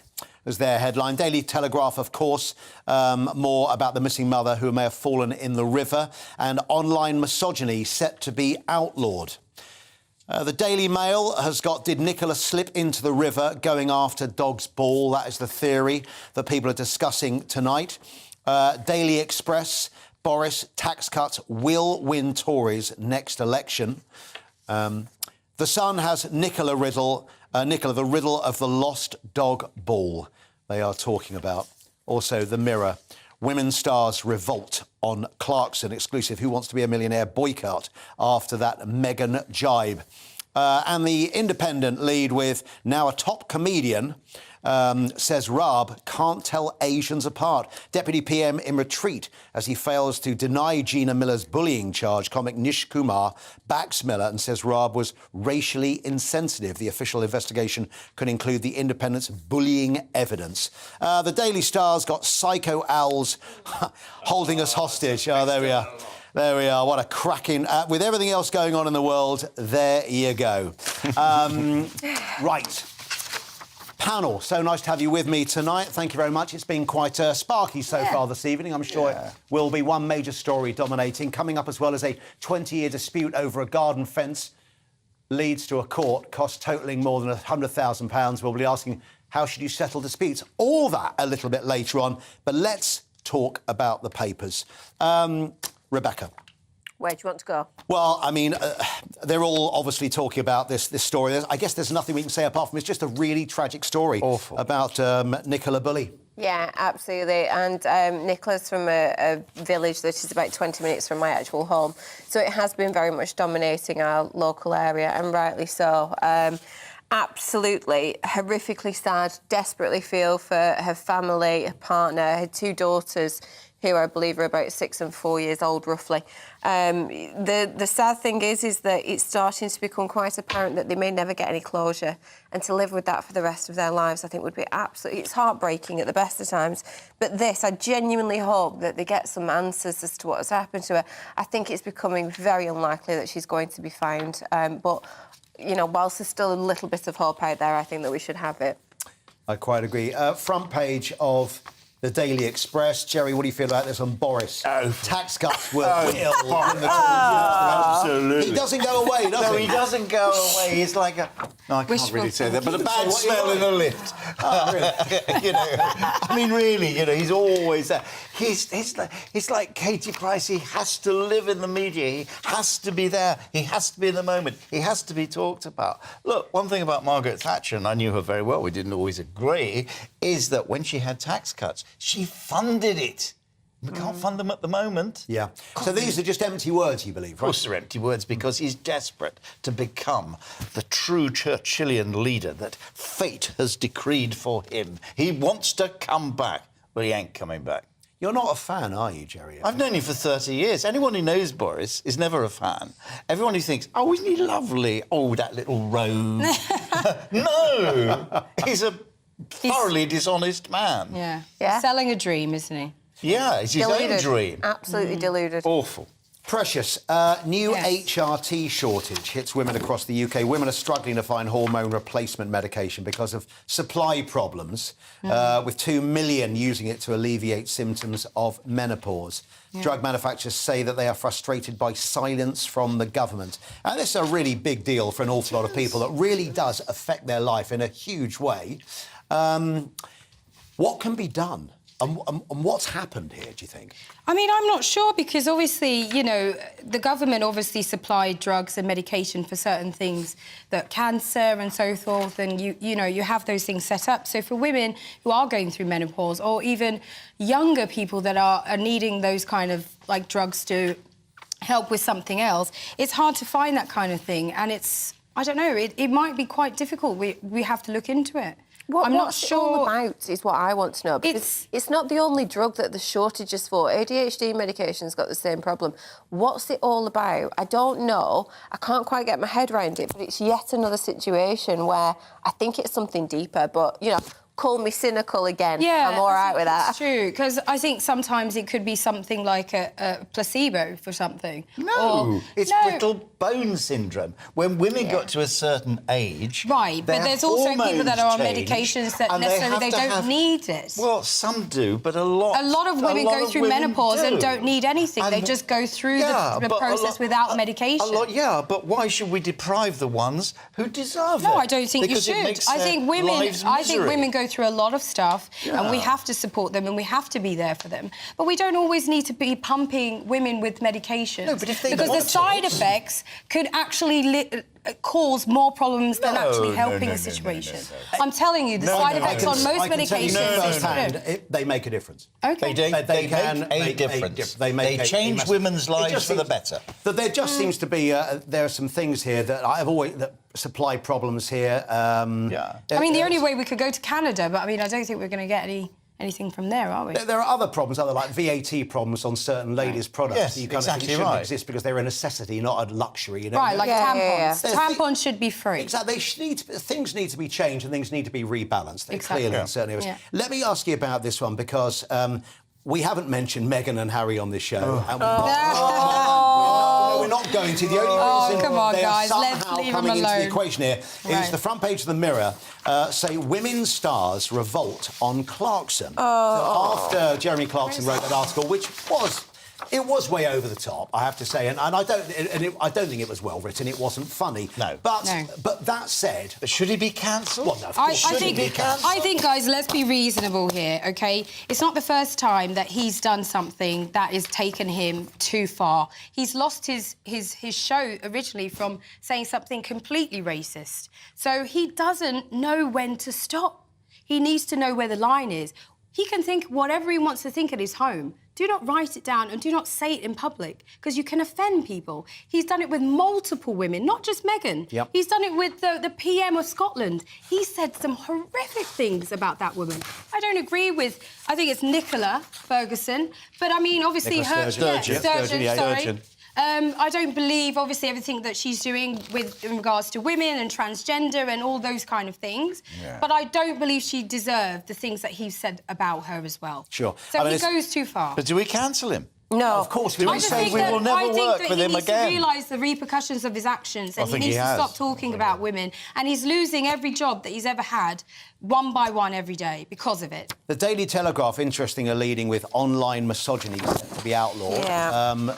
Freedom of speech again. I mean, How can you police that? There's that thing. There's freedom of speech, but then there's also when it goes too far and it's unpleasant. But how do you do it? How do you do it? Right. Who decides who's going too far? You should That's know. the problem. As a person, you should know what's below the belt. Yeah, I agree. You should know. You do, but how do you decide when it's a crime or not? You cannot remotely police that. You can't. Because I'm not being funny, but I have I think with respect, I've had an incredible amount of abuse online, less so in recent times, thank goodness. And some of the things that have been said to me that, you know, I've raped my own children and my children should die and things like that. That goes far too far. But even I don't say that we should police people, because when we're talking about, you know, if you're going to offend, you shouldn't do, we can't go around saying that, because what offends me will not offend you and vice versa. Who on earth is going to say what is supposed to offend? We should all have human decency, but unfortunately we're humans and we don't. Yeah, I mean, just look. But that's not. I Yes. don't think that's just. No, that's a bit of a cop out, to be honest. I Why? think that we all know the line between respect and giving your opinion. Yeah, but who decides? And giving your opinion on somebody is different than actually belittling them and disrespecting them. Yeah, I It's think a you very belittled me different thing, earlier. guys. But Let's I be think you real and be belittled me honest. earlier, I can and I tell was you offended. about your. I can tell you about your career or something like that in a way that you won't be so offended that I'm actually tearing you apart. I was offended by you earlier. What were you offended by? But that's perfectly okay. You was offended by- When Precious mocked me about UKIP care, yes, I really passionately care, and obviously we had a discussion off air about it. You offended me. You did. I But don't that's- think but that's we absolute- we didn't have a Precious, conversation off you air. offended me. I don't think Accept you it, understood what I was because trying to you say, did. because UKIP has You can been keep known on- you can keep on going, for but I'm still not gonna say my being point. open-minded. Is this a fight, and Precious? being- Is this a fight? as- No, no. and it's Is it a as fight, simple Neil? as that. You I'm not going to offended let me. you speak over me. You I'm going to give offended me. my All you've done is opinion. speak I'm over. gonna give my opinion. Precious, I'm going to it's a give you my fight. opinion. Let her answer briefly, and then we'll move back to the papers if we could. Go on, please answer. You offended me. Okay, there you go. I don't think I did. End Well, no, of. no, I but- think No, if, no. if Can I- something that little You've is just going to defeated- offend you... you've just by me defeated your saying own that I point, don't and believe you're that still talking Oh, you over two me. is just- something that is inclusive to all, Just then have a that's my hug. opinion. Precious, you just have That's a my hug. opinion. If you did But I offend didn't someone, offend you did. you. We're going to move on. Have a Right. hug. Have a hug. Ladies and gentlemen. I wish you the best. Ladies and gentlemen, I wish please. you the best. Right, we're back to the papers. Come on. So, women stars, we know everyone. Now, top comedian says Raab. Let's talk about Dominic Raab, because we were talking about it a lot earlier on, whether this problem will go away for him or whether Rishi has got to act. Now, top comedian says Raab can't tell Asians apart. It's the front page of The Independent. Raab is... OK. Can we define what Asian he's talking about? I haven't got the whole paper. It just says Deputy PM in retreat as he fails to deny Gina he Miller's talking bullying about- Something about charge. Gina, I think. Gina, I don't know. I don't know. Do you believe that he can survive this, Raab? Or is the evidence beginning to come around? The golden rule in politics, Yep. if you become the story for more than about a week, like Zahawi was, then you're dead in the water. That's the Alistair Campbell rule. He's been the story for a while. You've got to have due process, absolutely right, but there's 23 allegations of bullying against him. And I think the person we should be looking at is not various prime ministers and all the rest of it, but Simon Case is the cabinet secretary. He knew about this. Why didn't he tell the Prime Minister? Well, let's leave that there, panel thing. We're just going to have a cup of tea and we're just going to chill out for 5 minutes. Is that all right? Okay. Psycho Al's holding us hostage is far more important. Fisticuffs on the sofa tonight, coming up as a 20-year dispute over a garden fence leads to a court cost totaling more than 100 grand. We'll be asking, how should you settle disputes with your neighbours or on a TV show sofa? Plus, is it cool to fly business class and leave your wife and kid turning right an economy? That's all to come after the break.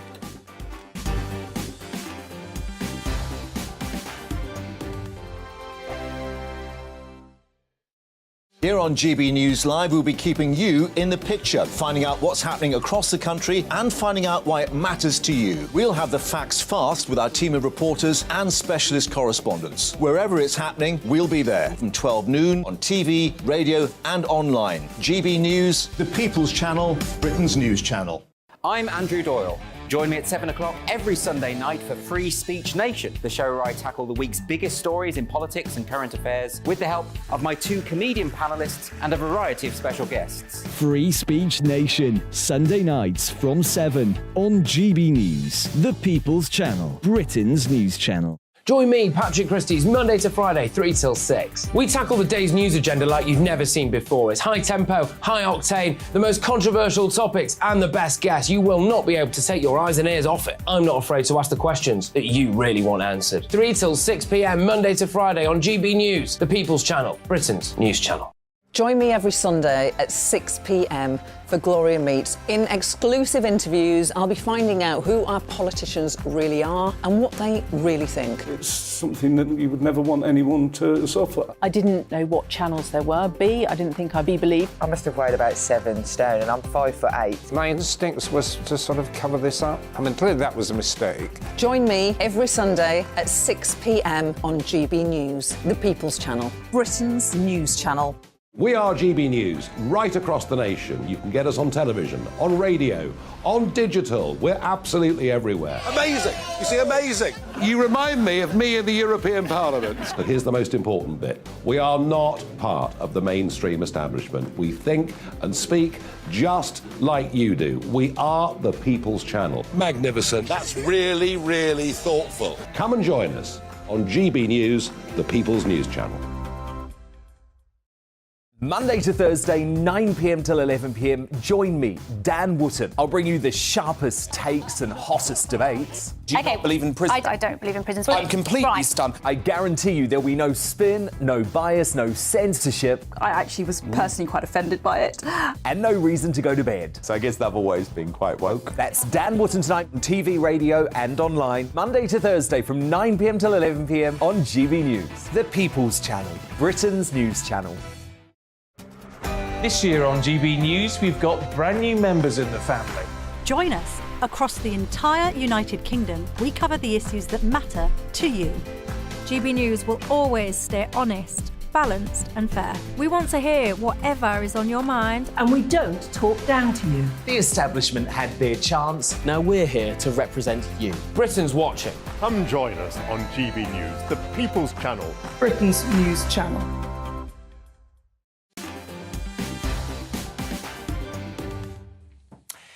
So welcome back to the final part of tonight's marathon, and we are going to finish off with a couple of more subjects which have caught our eye this week.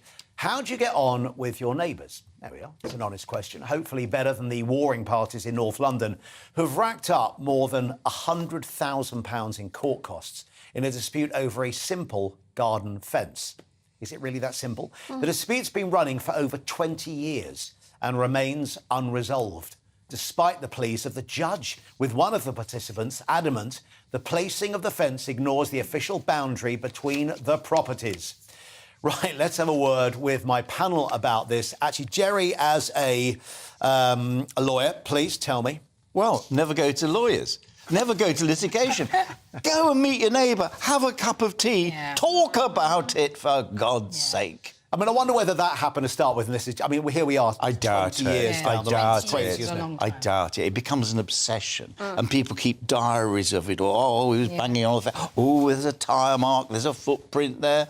Get over it. And the judge is absolutely saying, do not go to lawyers unless you really, really, really have to. In a case like that, you don't have to. No. Yeah, it's a garden fence. You're it's right, a garden fence. Yeah. Precious, do you get on with your neighbours? Well, I hardly see mine because I live in an apartment building, so Okay. it's like, you know, everybody just comes and goes. But if I had a problem with them, like a noise complaint or something, I would definitely just go and knock on the door and say, can we discuss this? Because obviously you're irritating me. But this is the difference. I mean, they have spent £100,000. They could have just utilised that and done something with the gate that they're trying to quarrel over. Rebecca's Right? not your neighbour, is she? No, she's definitely not. No. Not that I'm stirring the pudding. You are stirring the pudding. You are Sarah, trying to start it. Look at you. No, Rebecca, but I think it's a waste of money. OK, how are you with your neighbours? Really good, actually, yeah. They're lovely. I recently moved, and even my last ones were lovely too, thank goodness for that. Although I did once have a neighbour who... Oh, here we go. Yes, we did have a bit of an argument about a clematis. What? I Yeah, thought that was so- a sexual disease. That's what when she came knocking on my window, telling me I needed to cut my clematis. I'm like, what? Anyway, she was very upset and offended. It's a clematis. Anyway, It's I've got to be honest, isn't it? the point of this is that this is people with too much money and not enough common sense. There you go. Because the actual issues are that the jet spray upset the patio and the swimming pool leaked. Oh dear. Oh dear. First world problems, right? Absolutely right. But they try to stare and say that she's a widow, you know, so it gets you, like, quite sensitive about it. But at the end of the day, if she didn't have the funds, she wouldn't have gone 20 years by doing it. Yeah, 20 years is What a a long stress time. when you think of everything else going on in the So world. much stuff going on You in could the have world. had She fun. could have spent that I whole round know. with so much more, the holidays and all sorts, but she'd rather just quarrel with her. She could go on a cruise around the world for that 3 But did times you sort over. out your And avoid her clematis? neighbours for all that No, time. they Right. Oh. Finally, tonight, one of the posters on Mumsnet has been complaining about the seating arrangements on a long-haul flight. The mother was left enraged when her husband enjoyed business-class seats, courtesy of his company, while her and their young baby turned right in economy. Right, even worse, the husband had earlier placated his other half by claiming he had booked premium seats for her and the toddler.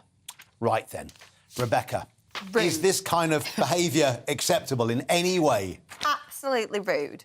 I think it's really sad actually. But also, what I notice is I'd have been a lot less mad with him if he took the toddler and left me in the, you know, that I'm fine with that. Like, I'll stay in standard class if you take the baby on a 14-hour flight, because that sounds like absolute hell on earth to me. Yeah. And that's as the mother of 2 darling daughters who were wonderfully behaved on flights. Terrible, rude, and, you know, as a twice divorcee, that would be my 3rd. Oh, a twice Wow, there divorcee. you go. That says it all. They It's need funny, marriage guidance. I do know people, though, that have booked, like, premium or club seats and made the kids go in the back, you know, when they were old enough to do it. Yeah, exactly, the age. just going, Because if they're don't able ruin them early. if they're able to take care of themselves, you might not need to babysit. But if you'd paid first class, do you want a load of screaming kids next year? Well, yeah, I mean, it depends. I don't have kids, so I would prefer for them to be somewhere else. No offence, but I love to no offence. But I wouldn't want them in business class for 14 hours. No. But if I was a mum, I would be in first class or business class or whatever class with my children. Yes. I wouldn't be able to be on a plane and my kids are here. They need I just wouldn't counselling. be able to do They need I know counselling. my personality. Yeah. I know I wouldn't be able to do it. But I do have a story, a friend of mine who was going back to New York and was getting married, and her potential future husband actually did that. He booked her an economy seat and he went into business class, and she still married him. Really? She went to What New was his York, from excuse then? London to New York. He just said, I just want to go into business class and use my miles, and off you go to economy. And she actually documented, put it on Instagram, and everyone was like, you still married him? And she was like, yeah, I love him. So it is a common thing to happen. Really? Yeah. I think that is something that you It's a and very Rebecca would sad actually thing. agree on. She's not doing marriage right. That is crazy. What and she married him after that. She was actually flying to New York to prepare for her wedding. If you'd done that to Mrs. Fox, what would happen? What was she? Yeah. What would happen? Wow. Your face has said it all. No, we have 3 kids. I'd want to be with my kids, of course. Same. Yeah. Yes. I genuinely would. But, of course, the problem is it is so much nicer flying up front. Of course it is. Of course, I love well, that. Of course And it is. the reclining Everyone loves chair it. and all but that I good wouldn't do stuff. it. No, you No, wouldn't you wouldn't dare. do that. Plus, when you fly with your family, you get to sit with each other, right? There's like 3 seats, 4 seats. Yeah. You know, you get your own row at least. I wouldn't, you've got to look at it. There's a bright side to it. There is. Yeah. Also, I always kind of go, save the money and go out for some better meals when you get the other end. There That would you be go. the better thing for me as a fan. Yeah, because it's ludicrous Right, cost. really nice. Yeah. I'd say thank you very much, and it's been quite a feisty bunch tonight. It's been really good. I hope Been we fun. can go out and just, at least have a drink after this and not fight. Yes. After this. Is Of that course, okay? of I think we need a group hug. Particularly Go you crazy. two. Rebecca, thank you very much indeed. Jerry, really appreciate you coming on, and thank you. That's it. Yes. Thank you very much. I will be back tomorrow. You have a really good night. Headliners is up next. See ya. Good evening, Alex Deacon here with your latest weather update. This weekend will go from mild and cloudy to a bit colder, but a lot sunnier by Sunday.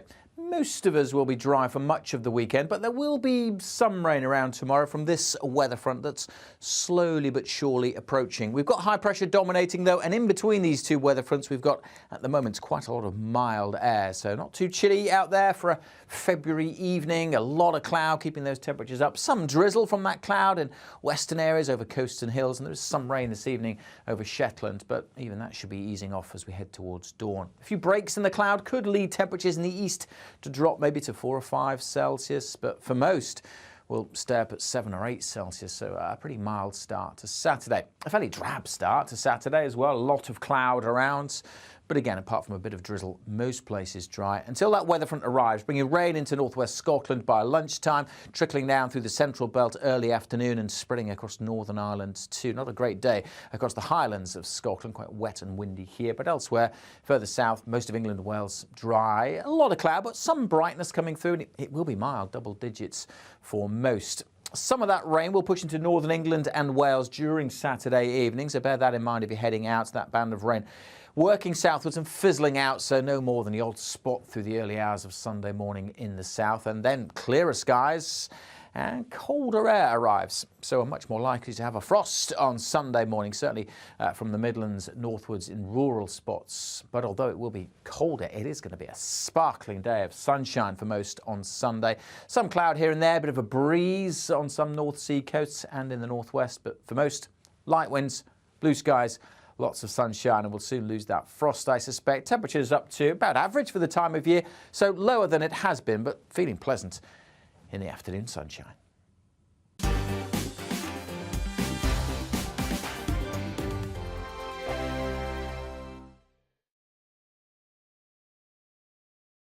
We are GB News, the People's Channel. And right across the United Kingdom. You can find us on Sky Channel 512, Virgin Media Channel 604, Freesat Channel 216, Freeview Channel 236, and YouView Channel 236. You can also take us with you on DAB Plus Radio, with the GB News app and at the website gbnews.uk. We're absolutely everywhere. Come join us on GB News, the People's Channel, Britain's news channel. Join me, Nana Akue, Saturday and Sunday afternoons on GB News. Expect fiery debate and passionate discussion as me and my panel tackle some of the biggest topics hitting the headlines. It's a place for everyone's opinion. No one gets cancelled, but no one gets an easy ride. Oh, she's on it today! Be ready for conversations that are fierce, frank, and of course, fun. Every Saturday and Sunday afternoon from 4 p.m. on GB News, the People's Channel. Join my show Farage, 7 p.m. till 8 p.m. Monday through Thursday, and there you will get opinion, analysis, debate, and I'll cover stories that nobody else dares to touch. You've been cancelled. Join the club. Oh my goodness me! And then for the last 15 minutes, talking pints. We're over a drink. We have a civilised conversation with someone. We very often disagree, but we do it in a grown-up way. Come and join me on Farage. Hello there, it's Eamon Holmes here from Breakfast on GB News. We're not just on your television and your screens, you know. We're on DAB Plus digital radio, so you can listen to your favourite shows on the move. If you've not yet listened to GB News Radio, it's very simple. We're on your radio player and tune-in apps, on your smart speaker, phone or tablet, or online at gbnews.uk. Take us with you wherever you go. GB News Radio. You never have to miss a moment of the People's Channel. Hi, Andrew Pierce here. Join me every Friday lunchtime for a proper no-nonsense debrief of the week's events. With special guests in the studio and the GB News team on the ground, I'll be getting you up to date with news, some intelligent discussion, and my own sharp take. The weekend starts here with me every Friday lunchtime on GB News, the People's Channel, Britain's news channel. Join me, Lawrence Fox, on GB News. Frank, fun, fearless, and sometimes serious. Much as I love a Friday night punch-up, what I really want is a battle of ideas. I want to look at things differently. I want to hear different voices and engage with your unique experiences. Every Friday at 7 p.m. on GB News. We are GB News, the People's Channel. Why not take us home with you by visiting the GB News shop at gbnews.store. You'll find all the official merchandise, a really good present actually for yourself, your friends or your family. We ship across the UK mainland at no extra cost. GB News, the People's Channel.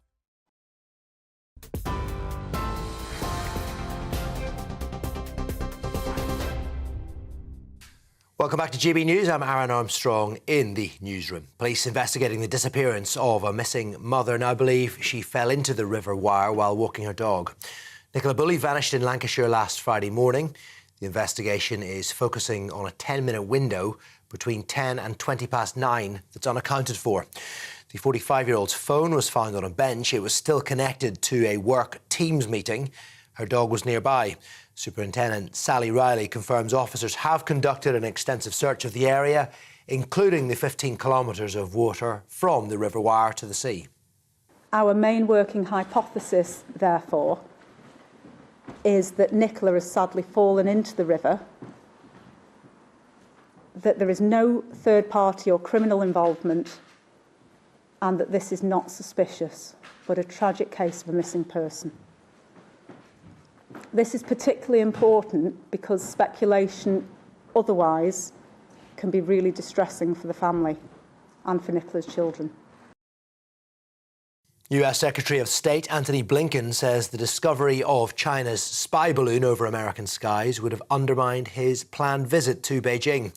Blinken's trip has been postponed until circumstances are more suitable for constructive talks. It would have been the first high-level meeting between the countries to be held there for years. China maintains it was in fact a civilian airship which had been blown off course, but Blinken's made clear he rejects that claim. Violation of our sovereignty, it's a violation of international law. And it was very important that we, of course, take the actions we did to protect any sensitive information, to protect our people, and to make clear to China that, again, this is an unacceptable as well as irresponsible action.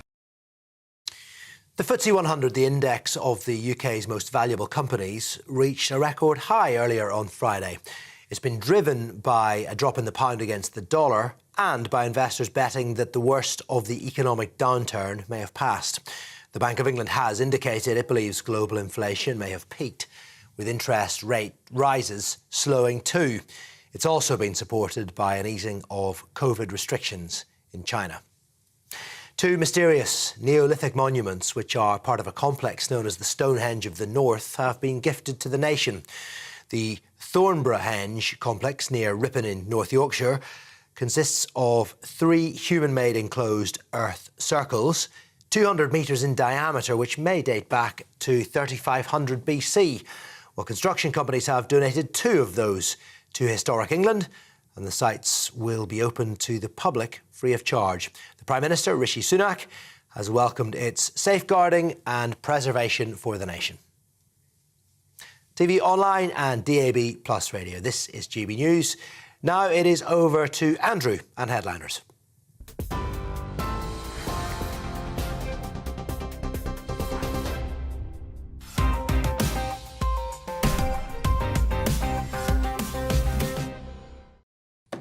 Hello, I'm Andrew Doyle and welcome to Headliners, your first look at Saturday's newspapers. Joining me tonight is a man that starred in Mrs. Doubtfire, Scott Capurro, and a man that I doubt could be killed by fire, Leo Kearse. Terrible pun there to begin with. Let's have a look at tomorrow's front pages. We're going to start with the Daily Mail, and they are running with, did Nicola slip into the river going after dog's ball? That's the theory of what happened to the missing mother, Nicola Bulley. Moving on to the Daily Telegraph, they're running with online misogyny set to be outlawed. This is the government using the new online safety bill to tackle